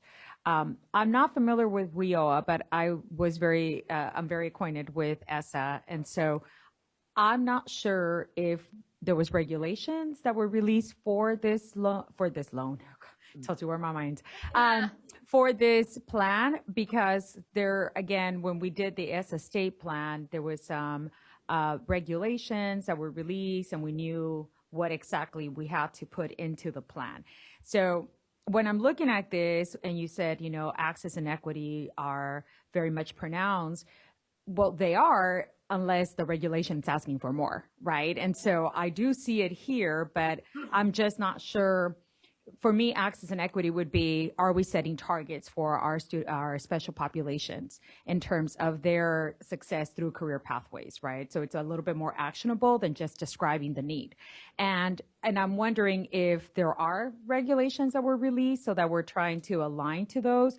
And if not, then is this something that we're just addressing a prompt, but without regulations, the template that was released by the ED? And then also, I've never seen a WIOA plan, and so I have no idea if it's aligned to this. So I've seen ESSA, I saw this plan. I have to admit, I was kind of reviewing it as I was listening to the DEMS debate. Yeah, so it was competing for attention, but I was reading it. But I don't know what WIOA is asking, so I have no idea if there's alignment across the three plans that we have. And I think that that's one of the calls for this plan, is for alignment with the other two. So let me answer there are no regulations, and all we received in April of this year a guide to how to write the plan with the prompts. That's basically what we did. We're also told that there won't be regulations. There won't even be non-regulatory guidance for the. All the language we've heard from the U.S. Department of Education is be bold. That's really what they have said, is be bold. And in a letter that the Assistant Secretary has sent, he actually has listed out several things in that letter that says what can be done to move this. And he was looking at career and technical education. He was not looking at the federal grant itself, and looking at different ways we can make those kinds of connections. The career pathway definition, for example, in the Perkins Act is really taken directly out of WIO. So that's really the special populations definitions, and there are many, many more than previous, are taken directly out of ESSA. So there was effort to sort of take the best of those two legislations that were already complete and bring them back together into this, but there were really no regulations. All we do is follow those prompts. Yes, ma'am. Is it, and I did see a little bit of ESSA in there, specifically with the college and career readiness indicator, which, by the way, we need to stop saying that the college/career. Now it's been defined as college and career. So if we could start spelling that out, because remember, you may not recall, there was this space of ambiguity. Did we mean college or career? But the state board has adopted college and career as the indicator. And so I want to make sure that that is spelled out. I did see that nexus between the two plans, but if we could do a little, cheat sheet that would help us understand, like, this aligns to this and this aligns to this other state plan, so that we have it as an overview and we have better talking points too as people that will eventually vote on this. Thank you. Member Rucker.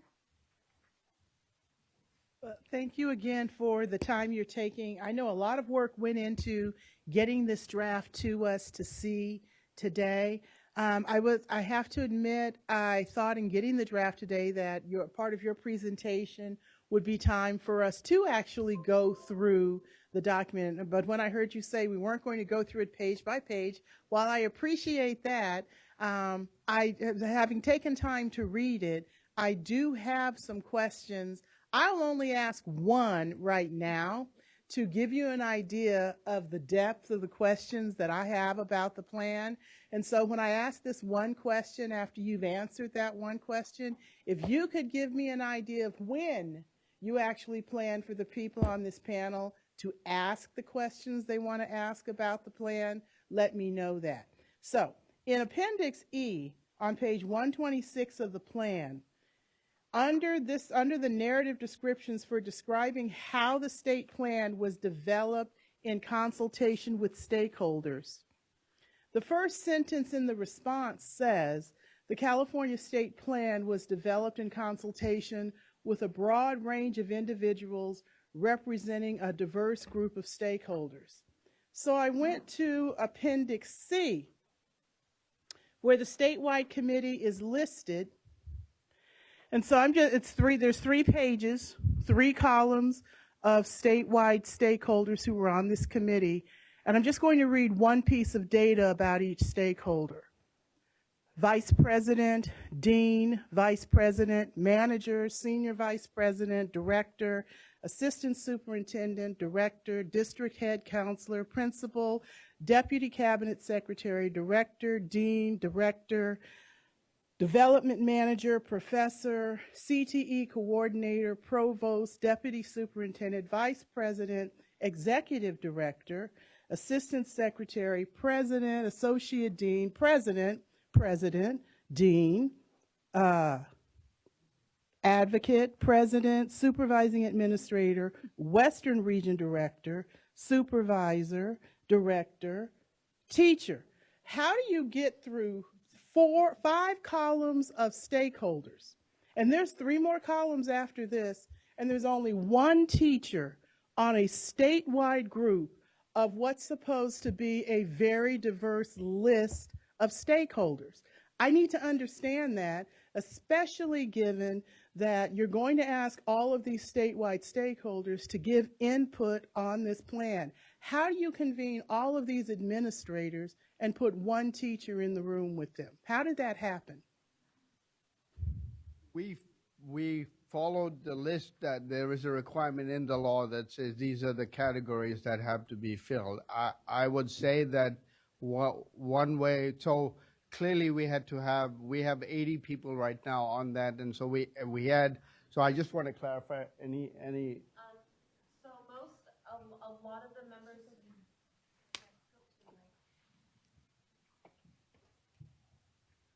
Sorry, a lot of the people you see have been teachers or also concurrently teachers. So we can be more specific and put their whole laundry list of their, what do you call them, their categories, because we chose these people because of their vast experience and the multiple representation areas they could do for us. That is not what you wrote in the narrative, and that is not how you said this stakeholder group was composed.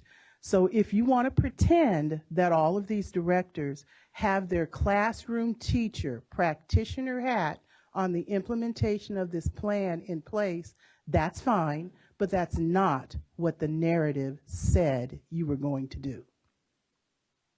So I object to that characterization. I need to state that.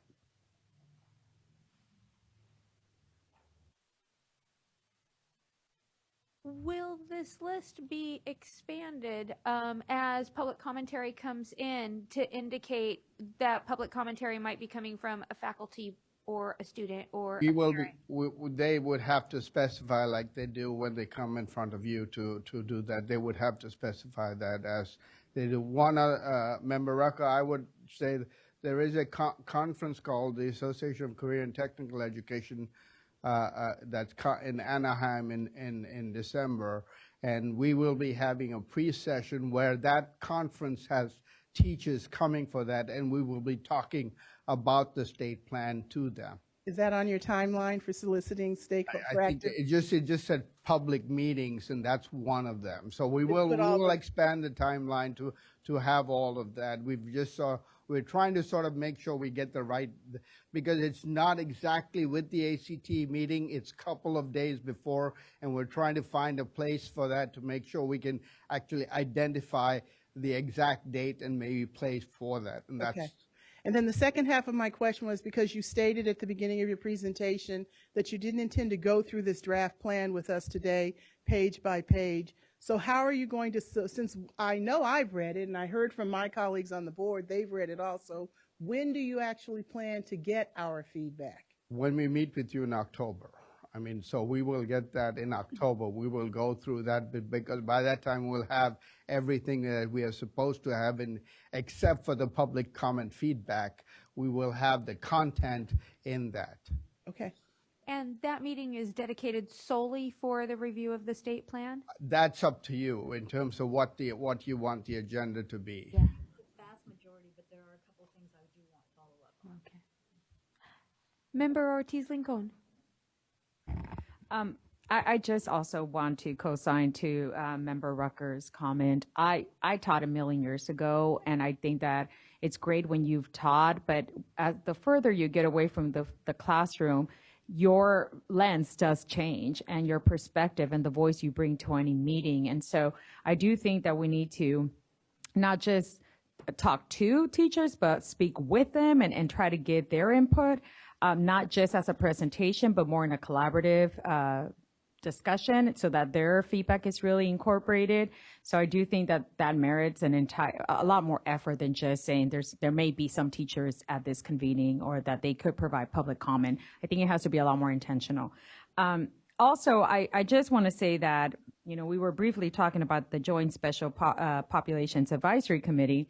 I'm sorry, I'm going to miss your presentation. I think that this is something that's 2 years late in this process. I really wish we would have known.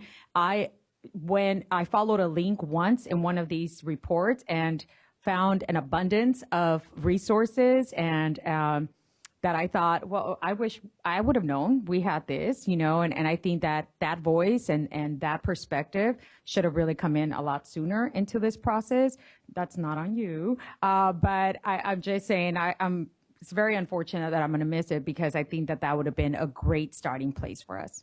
Thank you. Member Rawlings. So a couple of questions is as we get ready for the second and third stakeholder meetings, the second one is coming up really quick.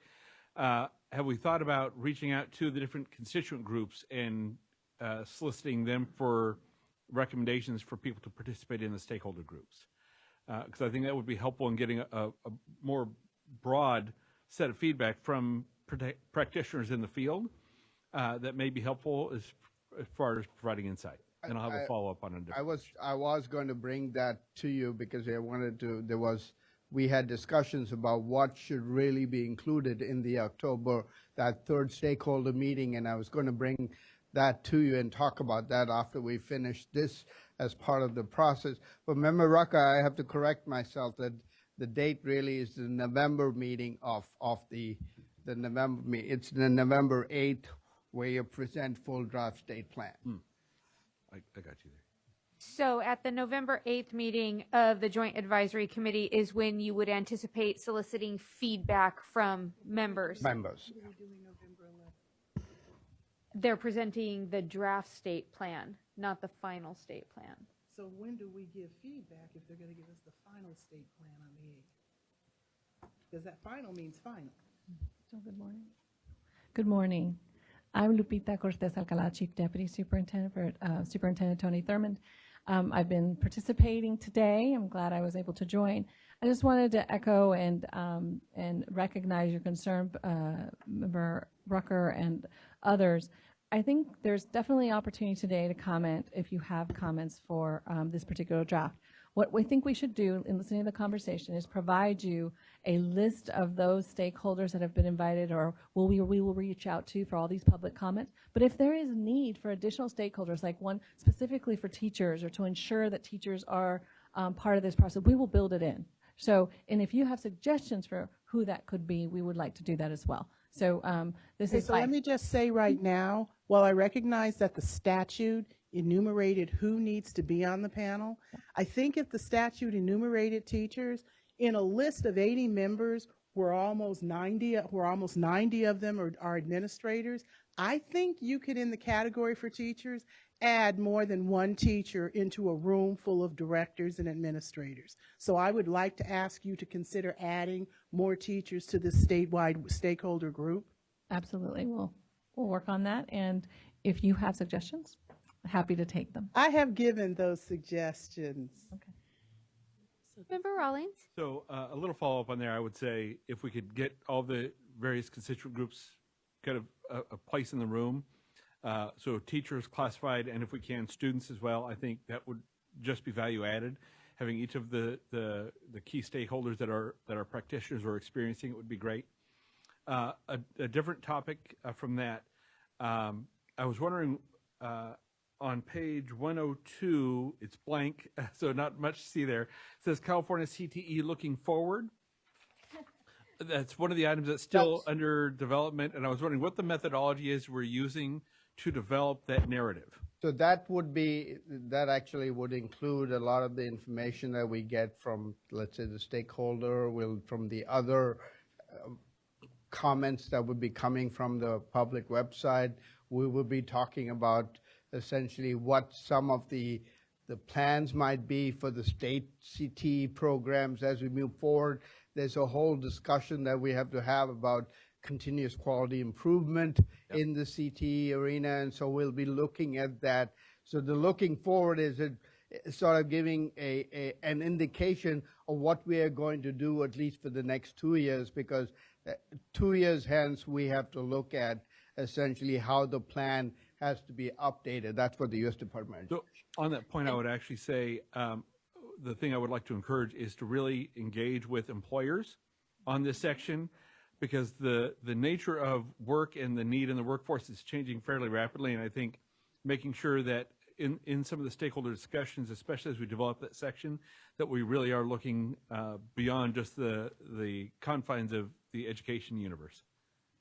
And I can address Pam Castleman, State Board staff. I can address the methodology. I'm working with the CTE team to disaggregate and code the data that we're getting from our groups in more of a grounded theory qualitative analysis.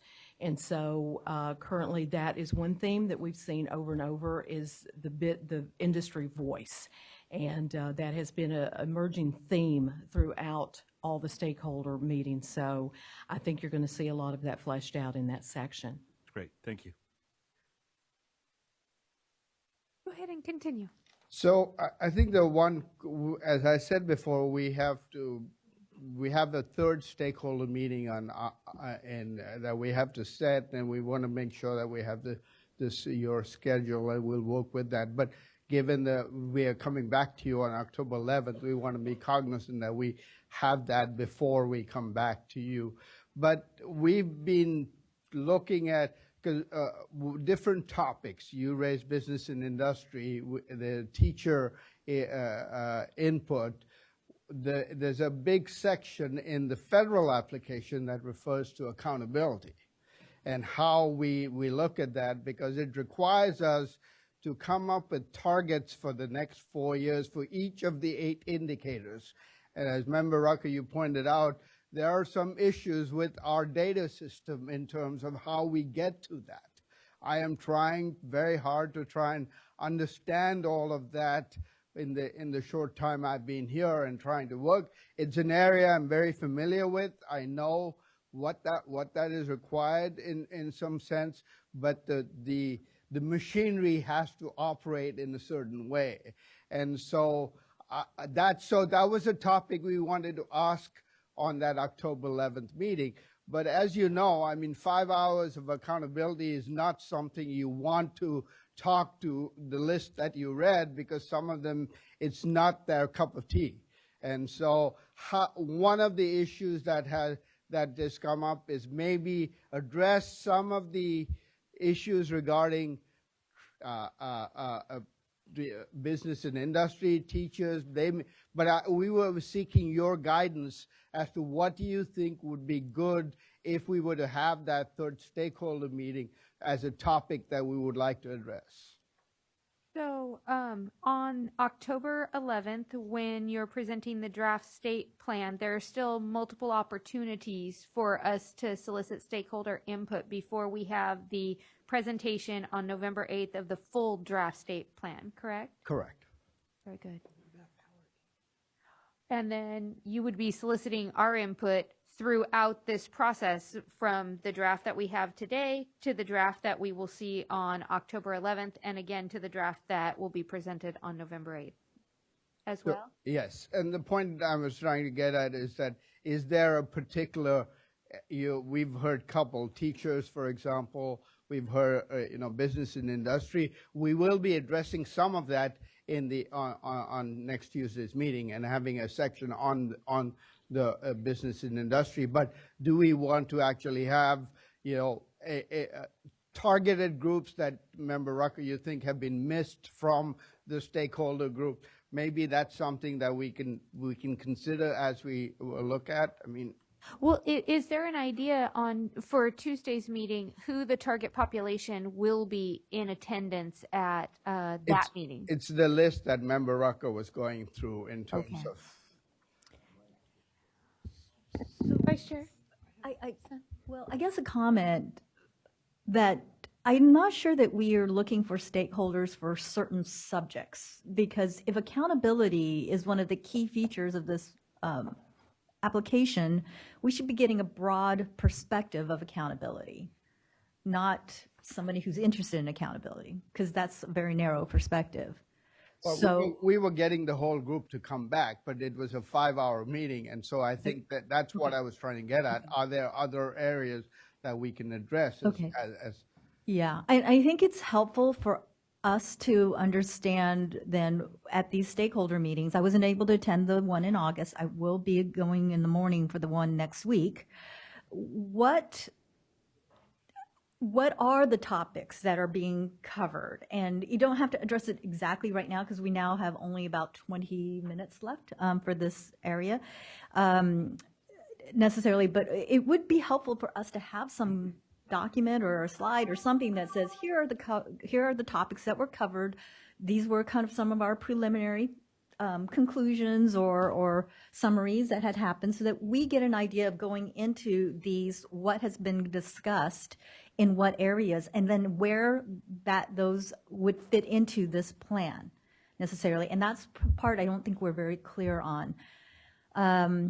And then if I could, and I know you have a comment, so just if I could, I thought the 3 questions you were posing to us were good, given that we don't have the time to go page by page. I thought the 3 questions are good because I think you will hear from asking those 3 questions some pretty targeted direction from to where to go from here on the next draft. So we should probably proceed to those after other comments. Member Rollins. I would just add on to what Member Sun had said, that as we look forward to the, particularly the accountability section, I think the broad set of feedback we want, the broader set of stakeholders than what we have included here, I think will be valuable. Particularly, first, we want to make sure that we're doing this right, but second, these are the people that are actually going to be implementing it. So if you have faculty, you have classified, in addition to the administrators you have here, you have, hopefully we're able to get some students involved and connected with it. What you're going to have is a dialogue that wraps around not just what is being served to them, but then how are you tracking, controlling, and being accountable to the outcomes that you have set for yourself. And so if you have folks in the room that are going to be part of the actual reporting, and whether it be they're drafting reports, they're doing some of the analysis of it, or they're providing the instruction directly, I think those are important aspects to include overall, and especially around accountability. So I would just submit that we would want to expand this group for any other stakeholder meetings we have moving forward.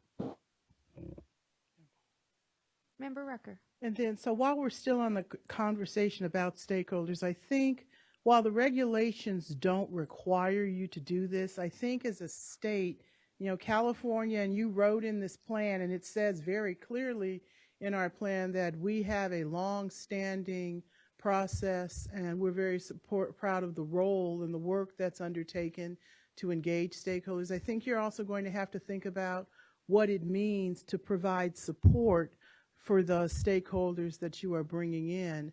For the administrators, particularly at the district level, who leave their jobs at the district and come to your meetings wherever they are placed, there's not a need for the district to replace that individual.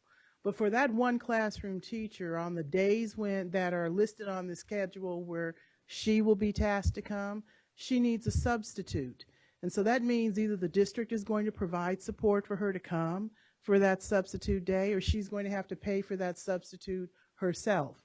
So I think the other thing that needs to be considered, especially if you're going to try to deal with my request to consider how to add more than one educator in a room full of 80 stakeholders, how are you going to make sure that they have support at the district level to be able to leave their classroom and come to these meetings? Because it's not authentic stakeholder engagement if a teacher has to choose to volunteer to do this important work and then pay for that work herself to participate, while the other people in the room are receiving their pay and their support from the district to come and participate. So I think that that's something else that has to be thought about. Is there a response that we might have to the initial inquiry about backfilling for teachers that participate in the stakeholders meetings? Do we have a budget in place that provides for that? We are paying for the stakeholders to come to the meeting, so. We're not paying for that teacher's step. Not the teacher, but we're paying for the stakeholders. But we haven't gone as far as looking at paying for the substitute. But that's something we're looking at as when we go back. So there's a budget for travel? Travel, yes. Okay, very good. So what we advise all of our teachers is that they are welcome to use their Perkins and their CTEIG dollars to cover subs, and we cover all the travel for them to get here. I know that we heard from some of the teachers that the districts were not allowing them the time off, or they weren't willing to use their Perkins or CTEIG funds to cover for the sub. So we do know that that was a situation that had happened. Is that because it wasn't part of their current Perkins plan to backfill for substitutes, and they're now limited on being able to use Perkins 4 to backfill to plan for Perkins 5? I don't know that level. I don't have that level of knowledge because I don't know all the grants and all of that stuff. There's a lot of money in grants out there. So, but we did highly tell them, please use your CTEIG dollars, please use your Perkins dollars to cover those subs. We cover the travel. And so that's the message that we have sent out. Okay, I agree with you that you all were very thorough in explaining to the teacher. You keep saying teachers, but your list only has one teacher identified. You all were very thorough in explaining to that one teacher what expenses are covered.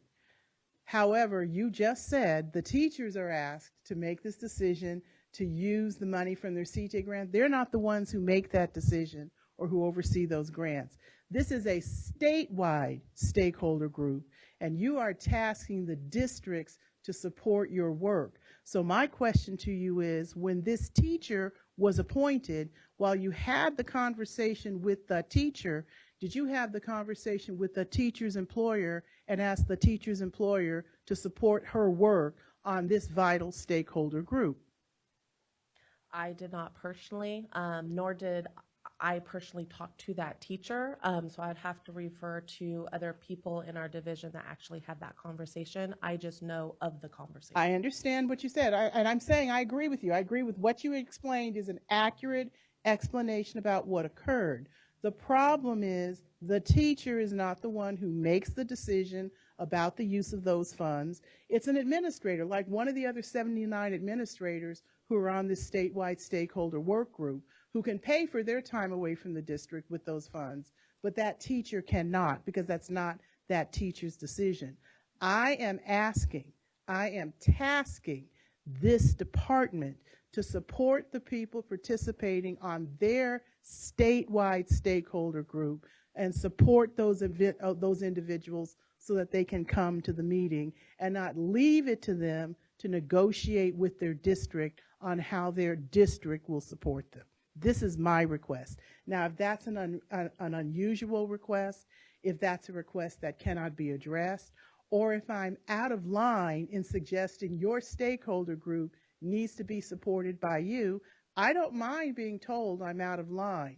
But the big lie right now in this plan is that you pride yourself on the way you engage stakeholders. There's a big problem right here for one of the 80 people who are on this list, and it's not being addressed by simply saying we pay for their travel and their meal, because there's another issue that's related to that teacher's ability to participate for the other 2 days that are listed here. And she's not operating at parity with the other 79 administrators on this list. We hear you. Thank you. One of the things that we can do moving forward with our stakeholder groups is to make them not only on site, but virtual, like the first stakeholder meeting, so that travel isn't a concern, and possibly addressing the scheduling of it so it might not overlap with instructional time. Are those additional concerns that can be addressed moving forward with potential stakeholder groups that are targeted maybe to faculty, that it might not necessarily be between a 9 to 3 o'clock time frame when a stakeholder group might be convened, but might start earlier in the morning so it only overlaps slightly with their teaching schedule? Something that might allow them to remotely log in and participate. Is that something that's been in contemplation, not just with faculty, but other members as well, parents, and I believe it says career guidance and academic counselors and employers? Given the shortness of time, we are thinking of that in terms of all options are on the table. We just first have to decide. One, we do not want someone to travel long distance to come to a meeting where it is not meaningful to them, and therefore we need to. It's really, we're trying to look at what the topic area we need. We had sort of thought this third one would be accountability, but as I said, as hearing from you, there may be other topics that we need to look at in terms of that, and whether that's sort of even having, because one of the things that we do in this stakeholder meeting is to break them up into groups. In a virtual meeting, technology can allow us to do that, but that requires some sophistication in terms of group dynamics, and so that's the one. Both the first meeting and the second one is where we will be breaking them out into groups, talking of different topical areas, and so that was one of the reasons for a face-to-face meeting. So since you mentioned the breaking into groups and the second meeting, the first one was virtual in August, but the second one is going to be face-to-face. Could you give us an idea of what it's going to look like in terms of an agenda and breaking out? What particular tasks are each of the groups going to be charged with? Just so that I don't misspeak, do you have Jennifer from?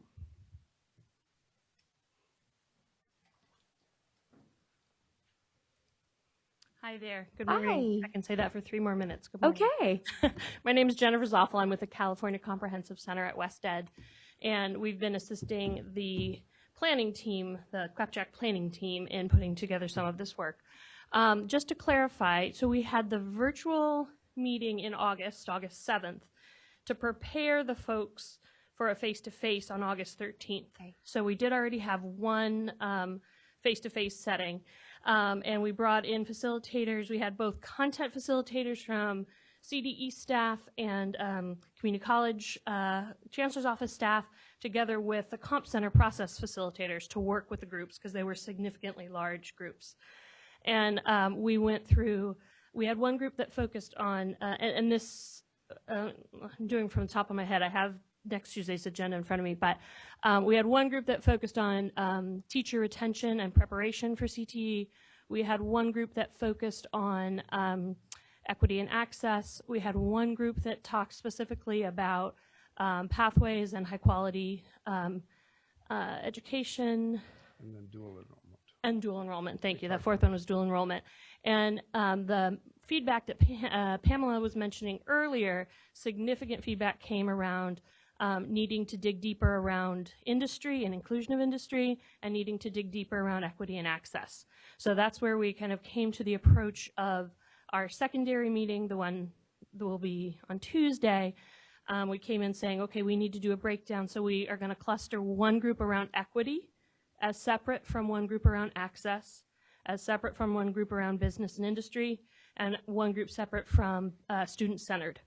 And the idea of that approach is to to allow folks, rather than, we had a max mix last time, so it stayed a bit surface level in terms of what are we doing, what are you needing.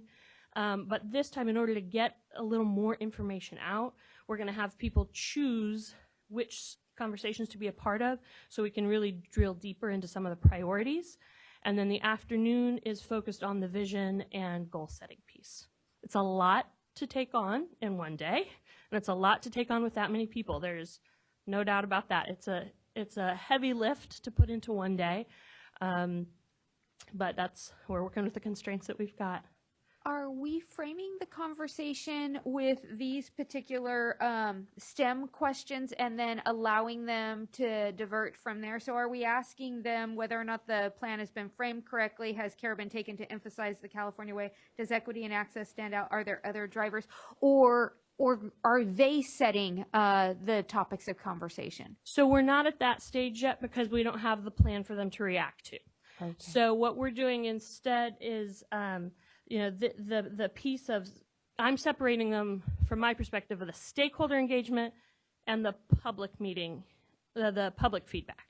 So these folks are providing sort of their status of where they are and what their needs are, and that's what we're putting into the plan, or that's what they will be putting into the plan.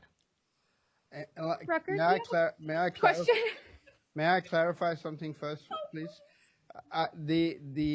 The purpose of the stakeholder meetings is to solicit information from stakeholders to provide input into the plan. Yes, there are parts of it that have been written out in the plan, but we need to get more information from the stakeholders to put that in the plan. So providing them the plan would, may move the conversation differently, and so so that was the intent, because that is one of the requirements that we have under the federal application. Yeah, I understand not wanting to color their frame of reference by giving them the narrative that's already there, because they would then think that they're constrained only to what's on the written page. And I appreciate that you're allowing them to lead some of the conversation and that we are not prompting them. Member Rucker? Okay, so you read my mind. So between today, when we've had a chance now to see okay, let me start over with my question, because so what you're telling me is you had a virtual meeting and an in-person meeting in August. And the purpose of that meeting really was table setting to get some ideas from the stakeholders about broad concepts that could be mapped into the development of the plan. So between the transition plan that we saw, that we approved, that the state board saw and the board of governors saw, and that meeting, a lot of conversation and work was done to develop the draft that's in front of us. So I have two questions. The first question I think you've kind of answered. So in that face-to-face meeting and the virtual meeting, the stakeholders that are listed for us in Appendix C have not seen the draft. We're actually seeing the draft first. Is that correct? Correct. All right. So then that leads me to the second question. So when will they see this draft? And can you explain what is your broad plan for the conversations they will have to respond to the draft? Depending, I think I would say, just in terms of timeline, it would be after the third stakeholder meetings, because at that time we will be close enough to having so they may, but we would like to actually include their comments in the plan in some sense so that they can respond. And if they feel we have not accurately represented their ideas, I think they would have a chance to respond to that. So so clearly, I think we want to include their comments in the plan in order to give them a full view of what California is planning for this for CTE. So I think what I'm about to say is not correct. And I'm saying that because I don't think I understood what you said. So next week when they meet, you are not going to give them the plan and ask during the course of that time you have with them to have them either work on or respond to this draft. Did I misstate that? No, you did not. Okay. We will not be providing that. And when you have the third meeting with them, you're not going to give them the plan, and during the course of that meeting where they're all together, you are not going to ask them to respond to what you have developed, and that, according to this timeline, will be our final copy of the draft that we'll be responding to. Is that right? That decision has not been made. Okay, that's the part I think I was that's why I said I think I'm about to say something wrong. Okay, so you haven't decided how or when you're actually going to have them as a group sit together and read and respond together to the plan. Would that be more accurate? That would be more accurate. Okay. And I would say that would be a suggestion that you're making, that maybe the third meeting could be that. So I mean, I'm open to suggestions as to how we look at that.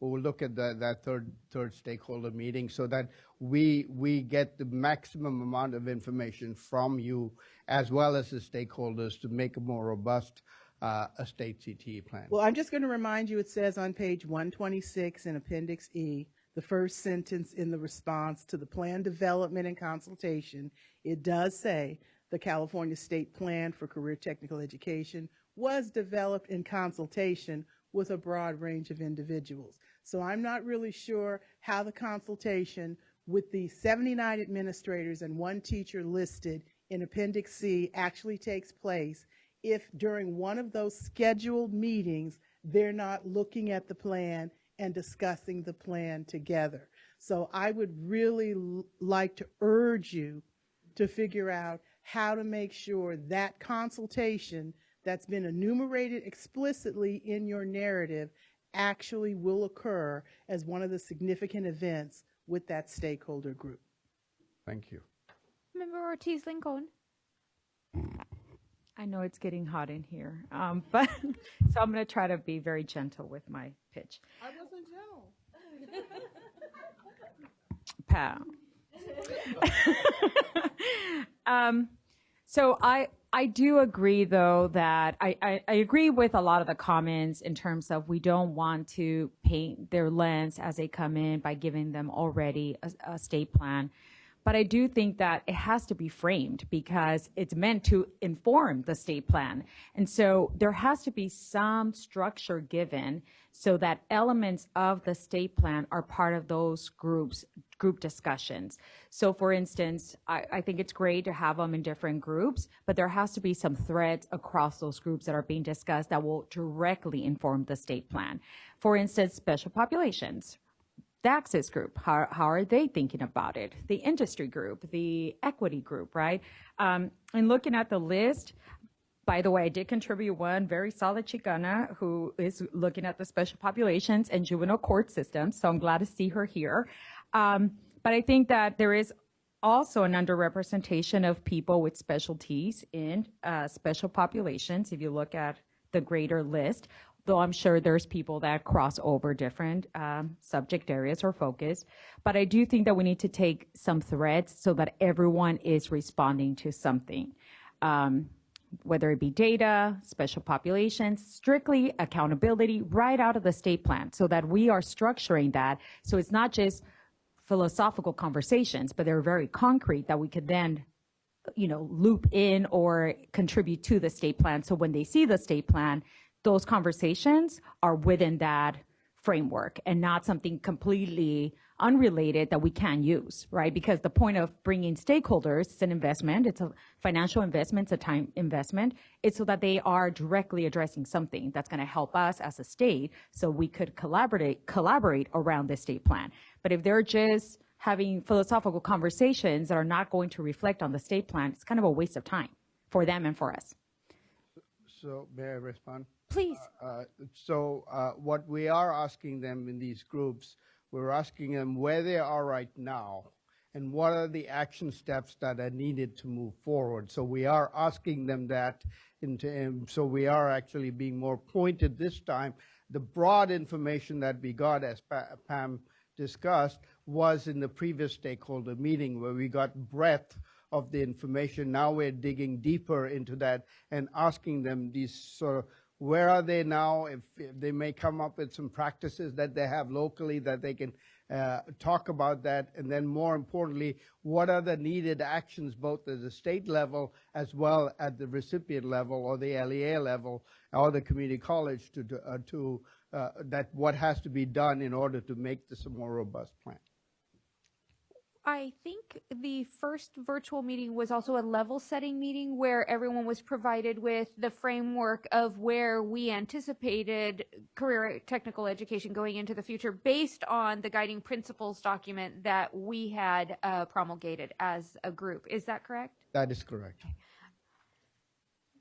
Yeah, and what I remember is in that virtual meeting, you had outlined the 4 areas in the Perkins plan that we would need stakeholder feedback.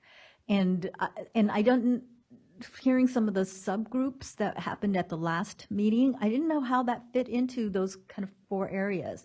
So I think that the overall comment that you're hearing, the questions that you're hearing is, we're not sure how this feedback, and you have a clear pathway for how all this information is going to be gathered in a way that you can put into the plan that moves us all forward.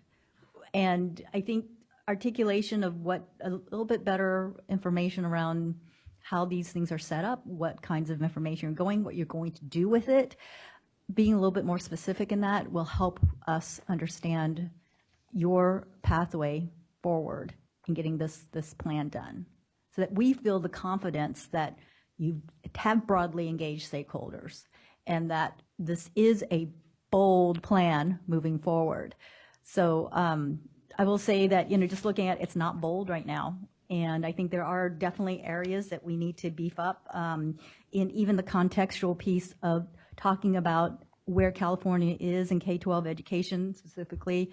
There's no mention of LCFF, the new accountability system, how this might fit into the dashboard. There's no mention of the, I don't think so. I didn't read every single word, but I don't think there's anything in here around the college career indicator that is going to be a part of that accountability conversation as well. So there's not a real clarity for me on the California way in here. That does not stand out at this point. And even to some of the details, there's a lot of reference to the statewide committee, a statewide advisory committee, which I'm assuming it's us, but it's kind of a generic statewide advisory committee, and we have a specific name that's been known out there. So I think making it more California and clear about why we have launched into these new principles and why we're moving away from the old essential elements or the elements of quality pathway and why we are now moving into this new sense of pathways and elements. It needs a better story. It needs a bit more compelling story of where we're going. Did you want to respond? I would say one of the things that I think we are doing after the second stakeholder meeting is sort of we've taken each of the guiding principles and we're answering where we are and where we're going forward. So that's what we're doing in there. You've seen some of that in there, but that's what we are doing in terms of. So we are doing that, but we are going to get information on the meeting from on Tuesday, and then sort of add more to that. You did it. You did say that. I want to make sure I state he did say that. Yeah. Well, since Vice Chair Sun almost went through the entire list here of the 4 questions that you wanted us to consider when we're looking through here, the comment that I would have about the plan being framed correctly, are we anticipating or can we possibly anticipate writing this plan above and beyond 2024, understanding that Perkins 4 kept being reauthorized over and over and over again, so we were stuck with a plan that may have been very short-sighted when we initially drafted it, and we actually need to plan for that potential recurrence going forward. Is that something that was in contemplation as we were drafting this? Because I am very fearful that we get locked into what was a 5-year plan for the next 12 years, and then it becomes too cumbersome to make the adjustments to be able to do like Lisa had suggested and use our Perkins money to pay for faculty subs to be able to come and participate in Perkins 5. If we didn't write that into our draft plan in Perkins 4 or our work plan for the 2019-2020 year, we can't simply reallocate those funds at the last minute and pivot to be able to participate the way that it may have been suggested. So I was just wondering if that was in Law does require us to update the plan every other year. So it does require us to do that. But we have been told by the U.S. Department of Education that anytime you want to update the plan, you just have to talk to them and then submit an updated plan. So every year we submit to them in December what is called a consolidated annual report. And there's a narrative section in that that describes what we are doing and what we intend to do, as well as the accountability numbers that we have to provide. And we have to do that this year. So a lot of that report and the narrative would probably talking about what we are currently doing and what we intend to do in the state plan. Kristen? Hi, I was wondering when we get to the part for public comment and feedback, do you have a targeted approach to reach CTE students, the folks that we're creating policy to impact? We have, good question. We have the career and technical student organizations that we can use as a way to approach them, and I'll talk with staff and find a way to get that, because this is for students. We need to get them to look at, maybe it's just looking at certain portions of the plan, because the rest of it may not mean much to them. So there are portions in there that is, after, for example, the student-centered portion that we will be looking at, we can sort of look at those groups to find out and work with the career and technical student organization to get more information. Yeah, I was thinking they probably wouldn't have to attend in person, but if you had a list of questions, they probably could even respond electronically, just to make sure that we include their feedback. Thank you. I think Patricia DeCoste has a comment for us. Yes, thank you so much. Patricia DeCoste, State Board of Education Office. I think one other piece, can you hear me? I feel like not really. Well, anyway, I think that there is one piece that might be helpful in terms of the overall context of what it is that we're engaging in for this particular item. It might be helpful for us to sort of stand back, and that is that staff had brought to this Joint Advisory Committee, I believe it may have been at the July meeting, there were different options in terms of considering how to sort of frame this work. And one of the areas was, do we want to just focus in on the very specific, as the State Board of Education members on your Joint Advisory Committee understand, for the ESSA plan, we had very specific prompts and very specific sort of discrete responses that California had to respond in order to submit an application to the federal government for the ESSA plan. So the corollary here is that we are working on that simultaneously to trying to provide a context for the California State Career Technical Education Plan for California. So we're working on two different pieces simultaneously, and I don't know that if it has been clear in your minds as we go through this. There are some requirements of the federal government for stakeholder input, and those are delineated in the guidance that was issued to states. And so there are some pieces, and the requirement that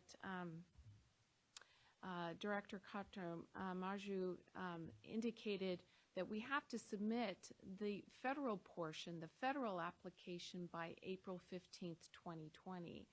But as we work on some of this discrete items, we also wanted to, how do you say it, be sort of in balance with sort of this overall picture, and so that we don't lose sight of the important work that this Joint Advisory Committee already worked on through the guiding principles document, and one of those principles that indicates the California way that we want to lead with our state programs.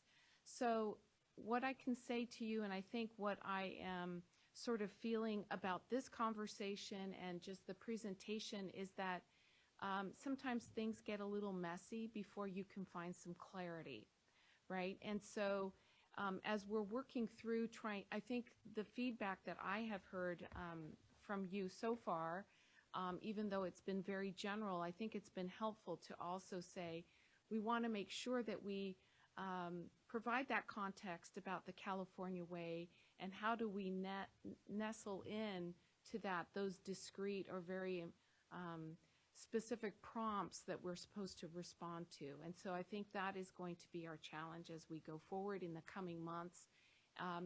The other piece, I think, although it's not clear in my mind, that what the timeline might be as we continue to work on this broader state plan piece, because we will continue to work on that even after we submit the application for the federal funds. Hopefully that's helpful. It is. And I just wanted to ask a follow-up question to that. So was the impetus for updating the state plan merely to be able to comply with the Perkins requirements, or could we have been updating the state plan all along in preparation for the reauthorization of Perkins V? I think we could have. I think it's the latter. Okay. Yeah, and so this is why it would be very helpful for staff to help delineate what are the very specifics we have to get done in Perkins, what are the kind of the big picture ties to it. And we also had a parking lot of items from the transition plan, I remember, because we had to get the transition plan done. And as we were going through it, there were several items we said, okay, well, we're going to address that in the larger plan. We're going to address that in the larger plan. And I'd like to see if we had notes on that and what it is that we said we're going to address, and what parts of it we still need to immediately address, and where there might be another level of, hey, we still need to talk about it, but it's not as immediate. Member Rucker. And to that point, it was from your staff, it was Russ Weigold who led and facilitated that conversation on the presentation of the transition plan to this group, so that when the three of us went to our state board meeting and the transition plan was one of the action items on our agenda, we were fully aware of the difference between what the purpose of the transition plan and that submission, and the work that lay in front of the state to develop the full implementation plan. And so I agree, there seems to be a gap between where we were with that transition plan and the to-do list that was clearly laid out to us at that meeting, the table setting with the virtual group where you identified the 4 key priority areas on where you wanted to start, and then the summary about what that first face-to-face meeting talked about.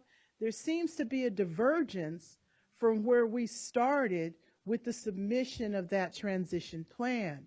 And so for me, I'm frustrated because that's the reason why I want to understand, so where was this group in contributing to this seeming divergence from where we were with that transition plan and that to-do list, and what was clearly laid out to us by Russ Weigold and the staff at that time. So because our colleagues on the board who are not here at this meeting rely on us to be able to explain what we learned, what we're understanding, and why we, when I say we, I actually mean Ting, why Ting would be recommending to the board, this is the action we should be taking because these are the things we believe and the next steps we believe are going to be undertaken. So I think that is where we need to be, at least when you come back to us. What I would be asking is taking a look at from where we started with that transition plan and the things that were clearly laid out that were supposed to be developed by the stakeholder group and the work that is still in front of us, help us understand where all those connections are, because that's where my real frustration is. I read this, I was happy to get this draft. I was relieved to get this draft. And I was confused as I read the draft because it doesn't seem like it's the same doc. I figured I missed some meetings because it doesn't seem like the same document that we were promised it was going to be. So I'm very frustrated by that, quite frankly. Pam Castleman, State Board staff. Member Rucker, hopefully we'll address some of your concerns in our next stakeholder meeting. Yesterday, colleagues from the community college, the chancellor's office, and CDE and myself worked on questions. The week prior, our work group actually did a crosswalk using those questions you guys posed during the transition plan period, and we drill these down to the buckets that were shared earlier. And we tried to write very thoughtful questions that would drill down to expose some of the barriers that they're experiencing in the field, as well as what their vision would be moving forward, so that we actually produce some data that would be very meaningful in writing and fleshing out some of these sections, and making sure that we're looking at things through the lens of equity and access, and taking that next step forward that Perkins V also solicits, as well as the California way, knowing that's something that's very important and called out in our principles. Pam, I appreciate that knowing that happened. And I'm glad to know that one of the things I'm relieved to know is that there's a great deal of collaboration between the two programs, between the two divisions, the community colleges, as well as the department. So my question to you is, so when you all had this meeting, did you go back and look at that to-do list that had been done concerning what the actual transition plan addressed and what was actually stated in the transition plan? This will be developed in the full state plan. Was there a purposeful review of that, and are those questions aligned to those particular areas that we know had to be developed for the state plan? The week prior, the group created a beautiful Excel spreadsheet with a crosswalk with verbatim questions that came from this board. And yours truly and my esteemed colleagues sat down and tried to craft very thoughtful questions that would not skew our data, but would get down to the heart of what's going on in the field, where those barriers are, and how we can remove some of those barriers, and to elicit their vision for the future and where we need to go. So yes, word for word, quote verbatim in an Excel spreadsheet, it was used to craft those questions. Well, Board Member Sun asked about a crosswalk so that we could understand the connection between the draft and the transition plan. So you know we're going to ask to see that crosswalk, right? That's fine. We're happy to share, and questions and anything else. I might even put a little smiley emoticon on it for you. Oh, smiley faces work. Yes. Thank you very much. And any suggestions you have are always welcome. And Russ, you were out of the room. I actually gave you a compliment. I won't repeat it, but somebody will tell you what I said.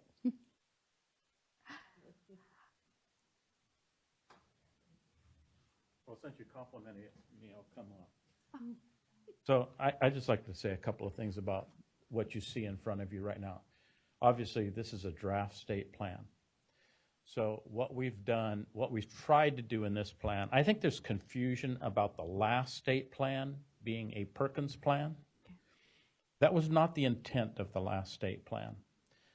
The intent of the last state plan was to be a state plan for California while answering the questions to the feds. So chapters 1, 2, and 3 of the old state plan really are focused on what's happening in California, irregardless of Perkins funds. I think we made a couple of mistakes in the last state plan. I think I've said this before. In the last state plan, I think we mentioned Perkins too much, too early.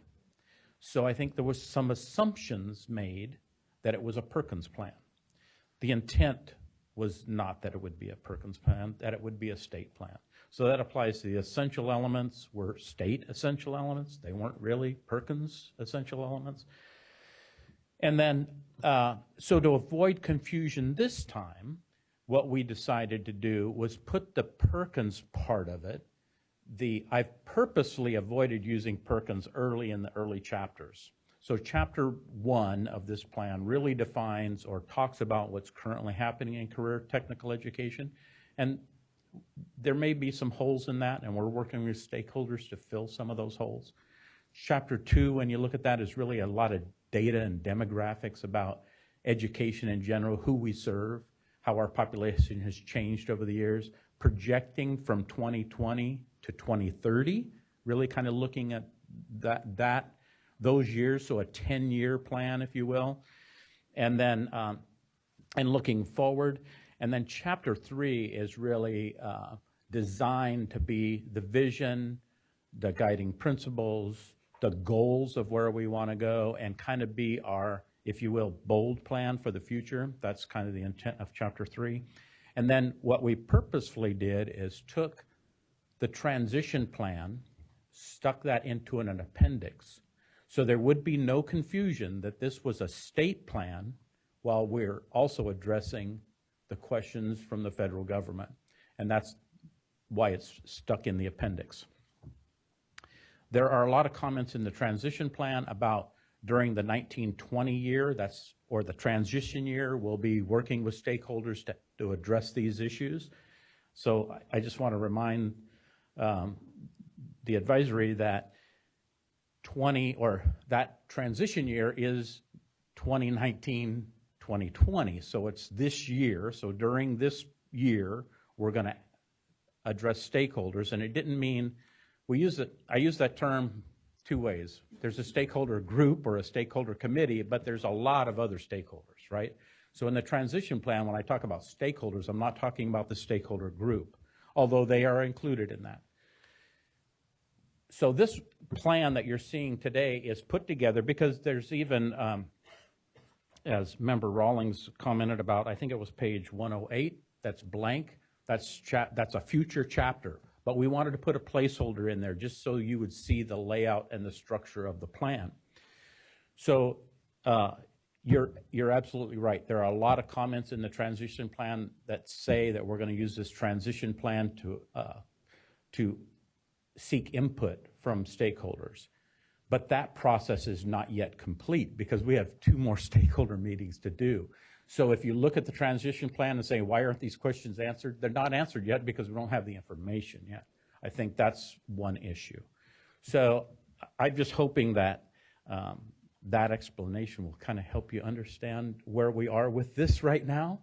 I think part of the purpose today was for you to look at this and kind of give us feedback back and say, is this structured the way you envision the plan to be? And while there may be gaps in the plan, in all the chapters, in fact, we are looking to fill those gaps in the next few months. And to ask or answer the question about has stakeholders seen this, the last time that we had a stakeholders meeting, this document didn't look anything like this. So it was not ready to share with stakeholders at that time. As I was sitting here today and listening to everybody, I'm thinking, maybe after this next stakeholder meeting, in fact, from the last stakeholders meeting, we haven't even put that information back in here yet because we're still synthesizing everything that happened in the last stakeholders meeting. So that information is not even in here yet. So once I get that added to this plan, and after the second stakeholder meeting, I think it would be probably ready to share with them. My suggestion, my personal suggestion, he's the boss, I'm just an old retired guy, but Pradeep's the division director, he can determine how that's to be done. My suggestion would be that rather than hash this over, we're talking about 200 pages in a meeting with 85 people, that we, after the next stakeholders meeting and we've made the additions, we could share that electronically with the stakeholders, have them read that, make comments on it, and be prepared to share those comments at the next stakeholder meeting. You see what I mean? So I think that would be probably an appropriate way to do it, rather than waste time at a meeting going through the document page by page. Just some comments. Thank you. Russ, thank you so much for giving us the frame of reference that we need for approaching this document. All of a sudden, I have this sense of calmness that comes over me, understanding that this timeline could necessarily be adjusted because it's not going to be anchored to Perkins because it is the California plan. So if we needed to take more time to develop a fully robust career education program for the state of California, it would not be tenored against a deadline for submission on Perkins. Yes, and you're absolutely right. And I think the intent of putting that Perkins part into an appendices was for the reason that if we don't finish the front part of this plan, the California part of this plan, to the satisfaction of this advisory, that we can pull that appendices out, if you will, send that into the federal government and receive the funds, the federal dollars, to do good things in California for our kids, irregardless of whether the rest of this document is complete or not. Today, we wanted to show you what the completed document, at least the structure of what we're anticipating it would look like. If we could get this whole thing done by the deadline, for the federal deadline, that would be wonderful. Yeah. But if we can't, we'll pull out the appendices, send that in, get our money. Thank you. Yeah. Member Ortiz-Lincoln. I know that we're now moving into lunch. I just have to say this. I appreciate all the work that has gone into this. I was a staffer before for a school board member, just one, and that was a lot of work. So I can't imagine trying to do that for a whole body of people. But the last half an hour, we've been getting pieces of information that I think are starting to make sense. At the very last, it's taken us an hour and a half to now get a better understanding. I think as the three of us have been very consistent, and I think that your playbook tells you, Felicia's going to ask about equity, this person's, you already know us to that extent. But to be perfectly honest, and this is, again, understanding that there has been transitions, this sounds like a presentation that was a little bit disjointed, which leads me to believe that maybe there were side conversations happening, but not coming together. And because of that, we've delayed a little bit in having this discussion, because had we known that feedback that we had already given was going to lead the questions for those groups that are meeting in person, that would have taken 20 minutes off this conversation. But again, I think for the audience, you see us as, well, it's a joint commission, but there's three bodies here. We have the department, we have the chancellor's office, we have the state board. And I would, at the fear of sounding like a micromanager, if you could please come together, have your debrief before you come to us, so that there is a common understanding of what has already been done, who's leading that effort, anticipate the questions we're going to ask, because we're pretty predictable at this point, so that just creates efficiency in this process. Because again, I think that now we're getting a clear understanding of what will take place, but it's taken an hour and a half, and really that should have been a 30-minute discussion. Thanks. Vice Chair Sun. My comment is to Russ's last comment about we could just, if we didn't get finished, that we could just submit something so we can get our money. And I would very strongly be opposed to that. We don't have to have it completely flushed out, but I am not, I would not want us to go down the direction of this is going to be a very transactional piece of you give us this, we get this, because then that translates down to the LEAs and to the classrooms. This is not about, we'll give you this money, you just check off this list. We have a vision for where we want to go, and I think we need to be very clear that in that vision, and we want the work that comes from this grant or these funds to achieve that vision. So I want to make it clear that I'm not going to jettison the work that we've done and the work that we've done in California and setting that precedence before we, as a part of that submission.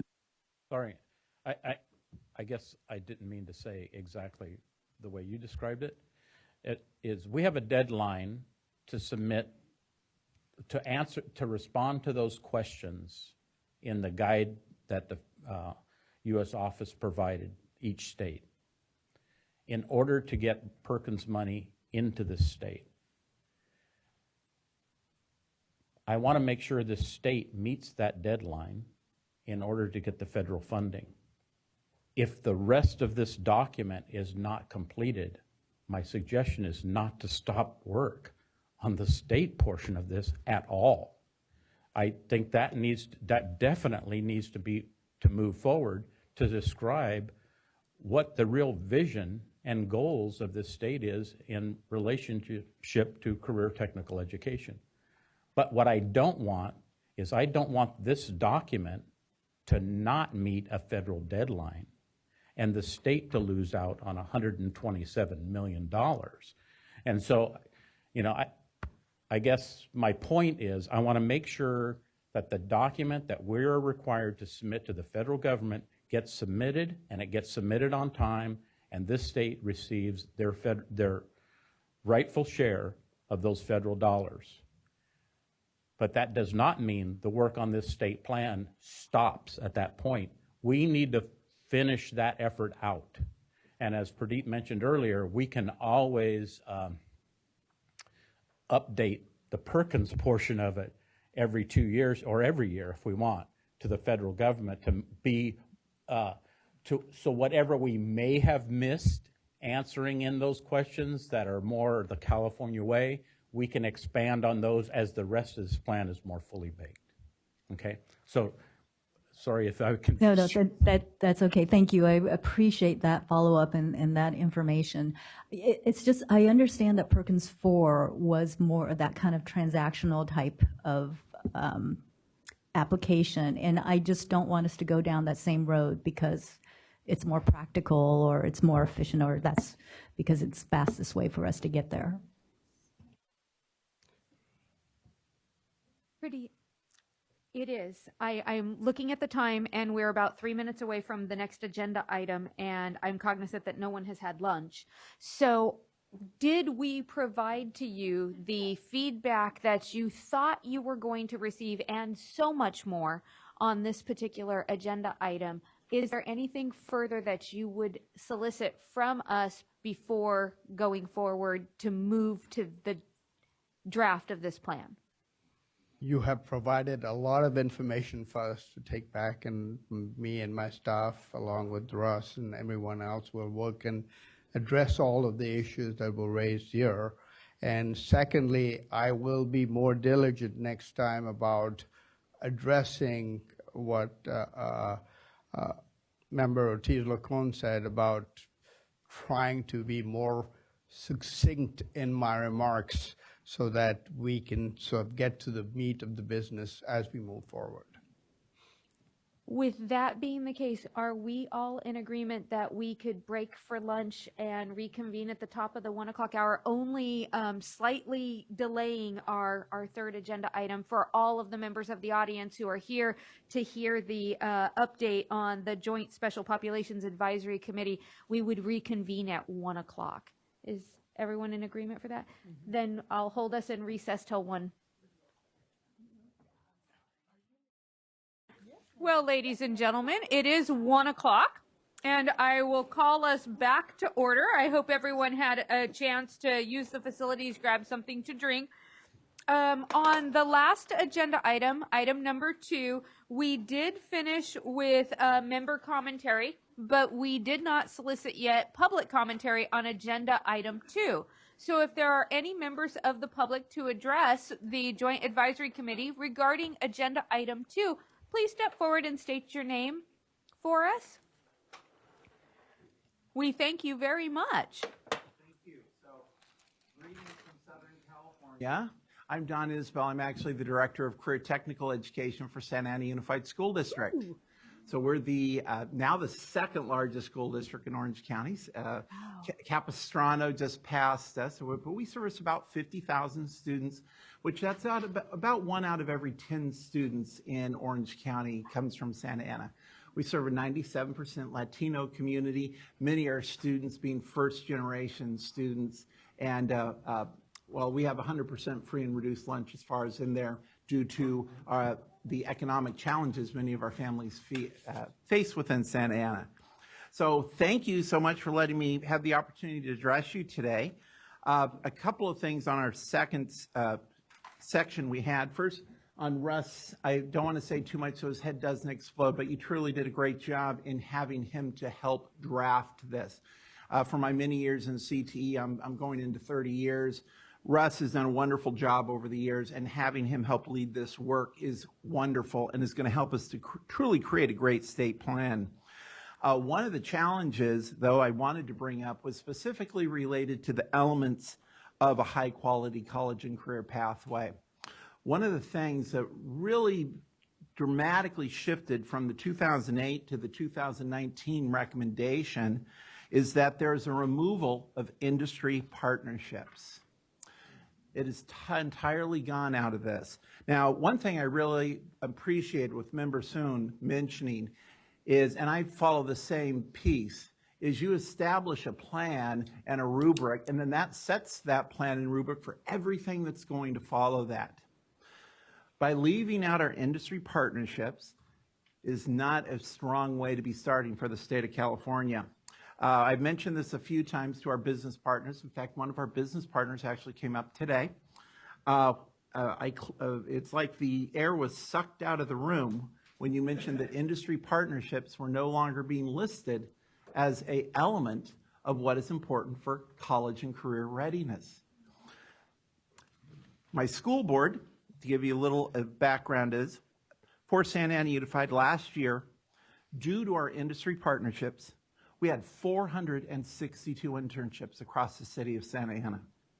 Within that, we had also industry certifications of 1,451.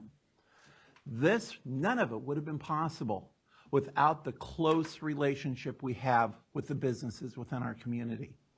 They are the backbone of what makes CTE work. Without their input on a day-to-day basis of guiding our curriculum, of setting up what the expectations are, our students, particularly our students in Santa Ana, often wouldn't even have that opportunity for those high-skill, high-wage occupations.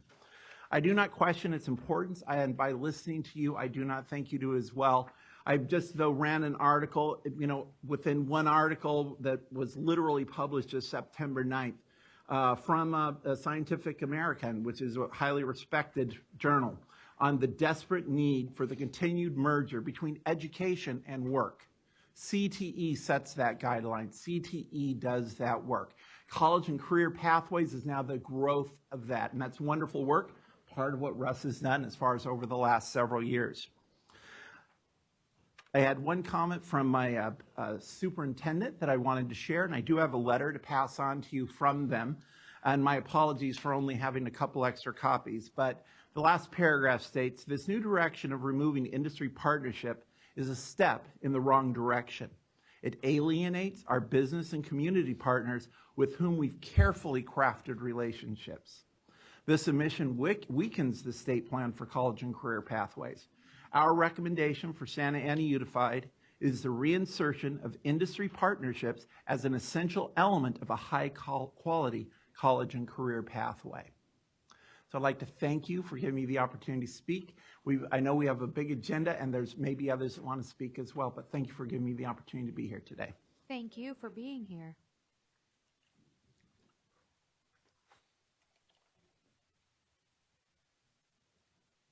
Welcome. Hello. I have notes because I want to make this brief and specific. Good afternoon.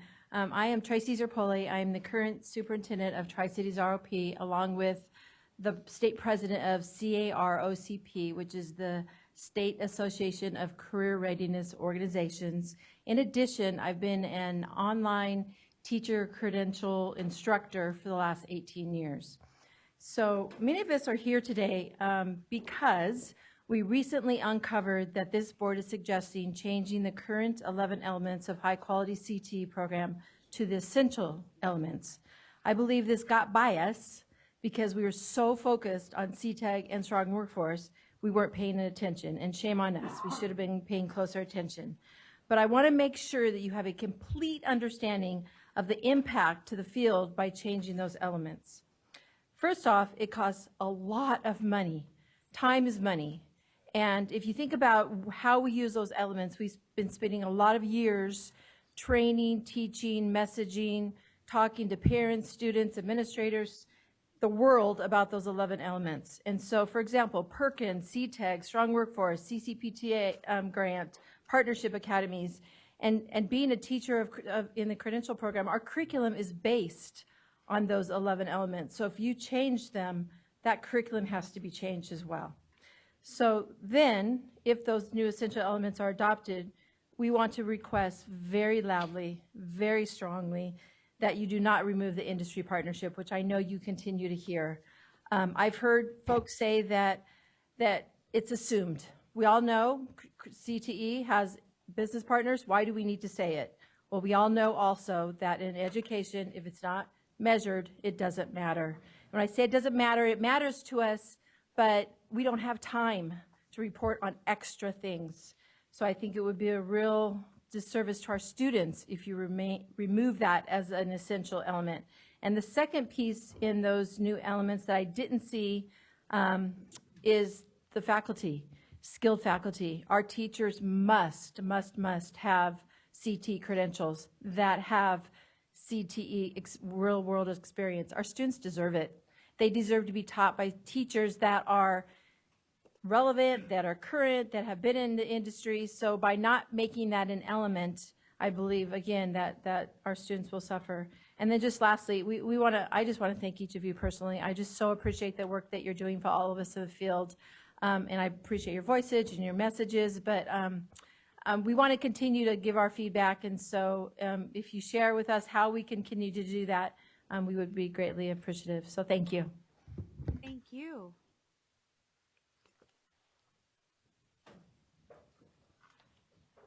Good afternoon. I'm Cindy Prentice, and I have taken over for Kit Alvarez as the leader of San Bernardino County ROP. And I'm thrilled to be here, and I've been here many times, and I so appreciate the support that you give us and the careful consideration that you take in looking at all of the elements that we provide for our students in the world of CTE. I want to echo the sentiments of the two speakers before. We have so many partnerships with industry, and if that is removed as one of those 11 elements, we have grant requirements that absolutely have to be met that have to do with that element. We have partnerships now with the water district in our area, and cybersecurity folks are asking us to provide all kinds of training for their people. And then also in manufacturing, in the San Bernardino area, it's a real need to have some development in these areas, and we're trying to bring up our population. And we talk about access and equity, that's an area that really needs these partnerships, because just entry-level employment is not going to help them. So I definitely would like to echo that sentiment to please, we must keep that particular element in place. Thank you so much. Thank you.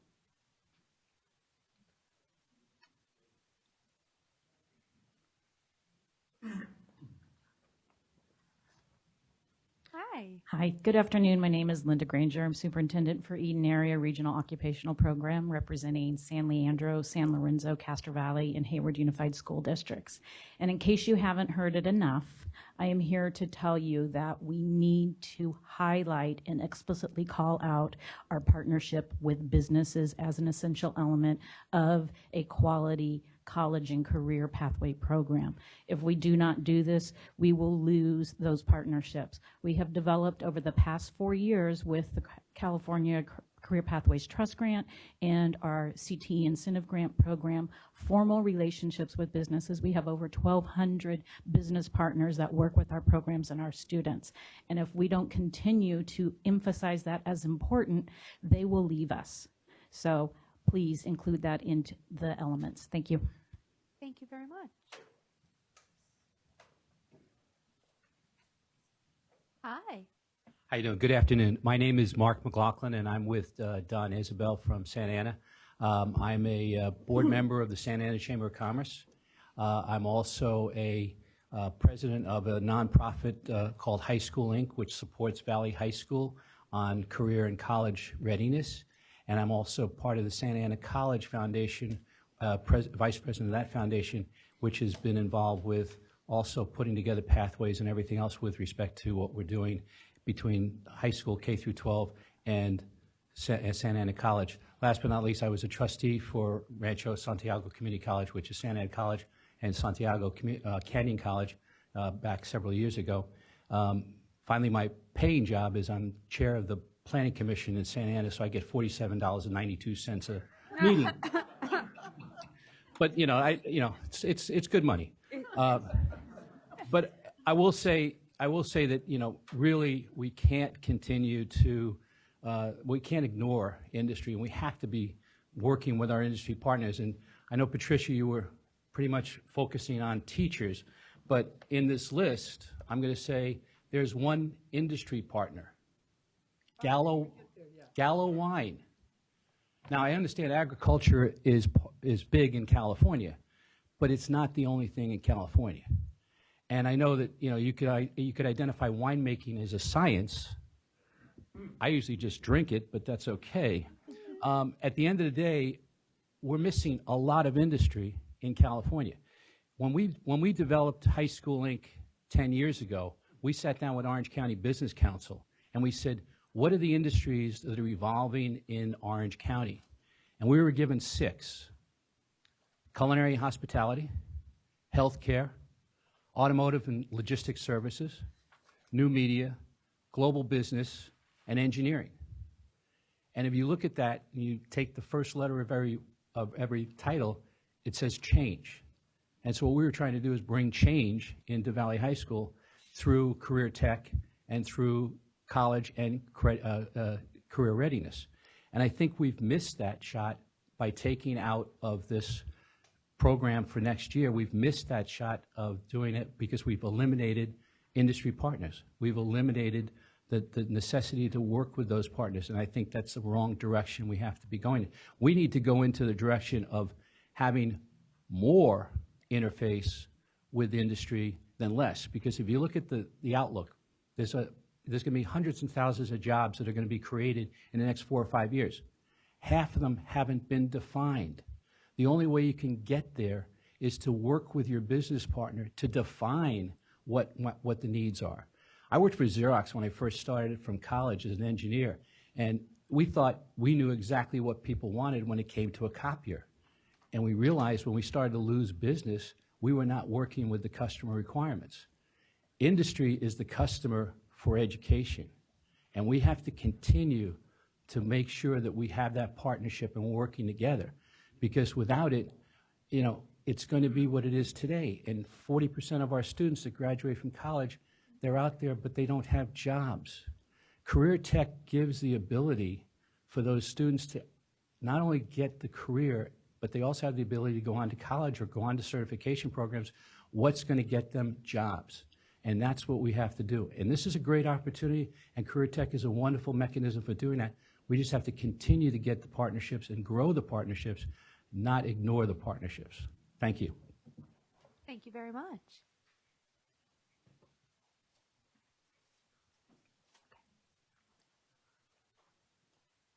Hi. Good afternoon. Good afternoon. I bring you greetings from Southern Cal, San Diego County Office of Education, representing 43 school districts.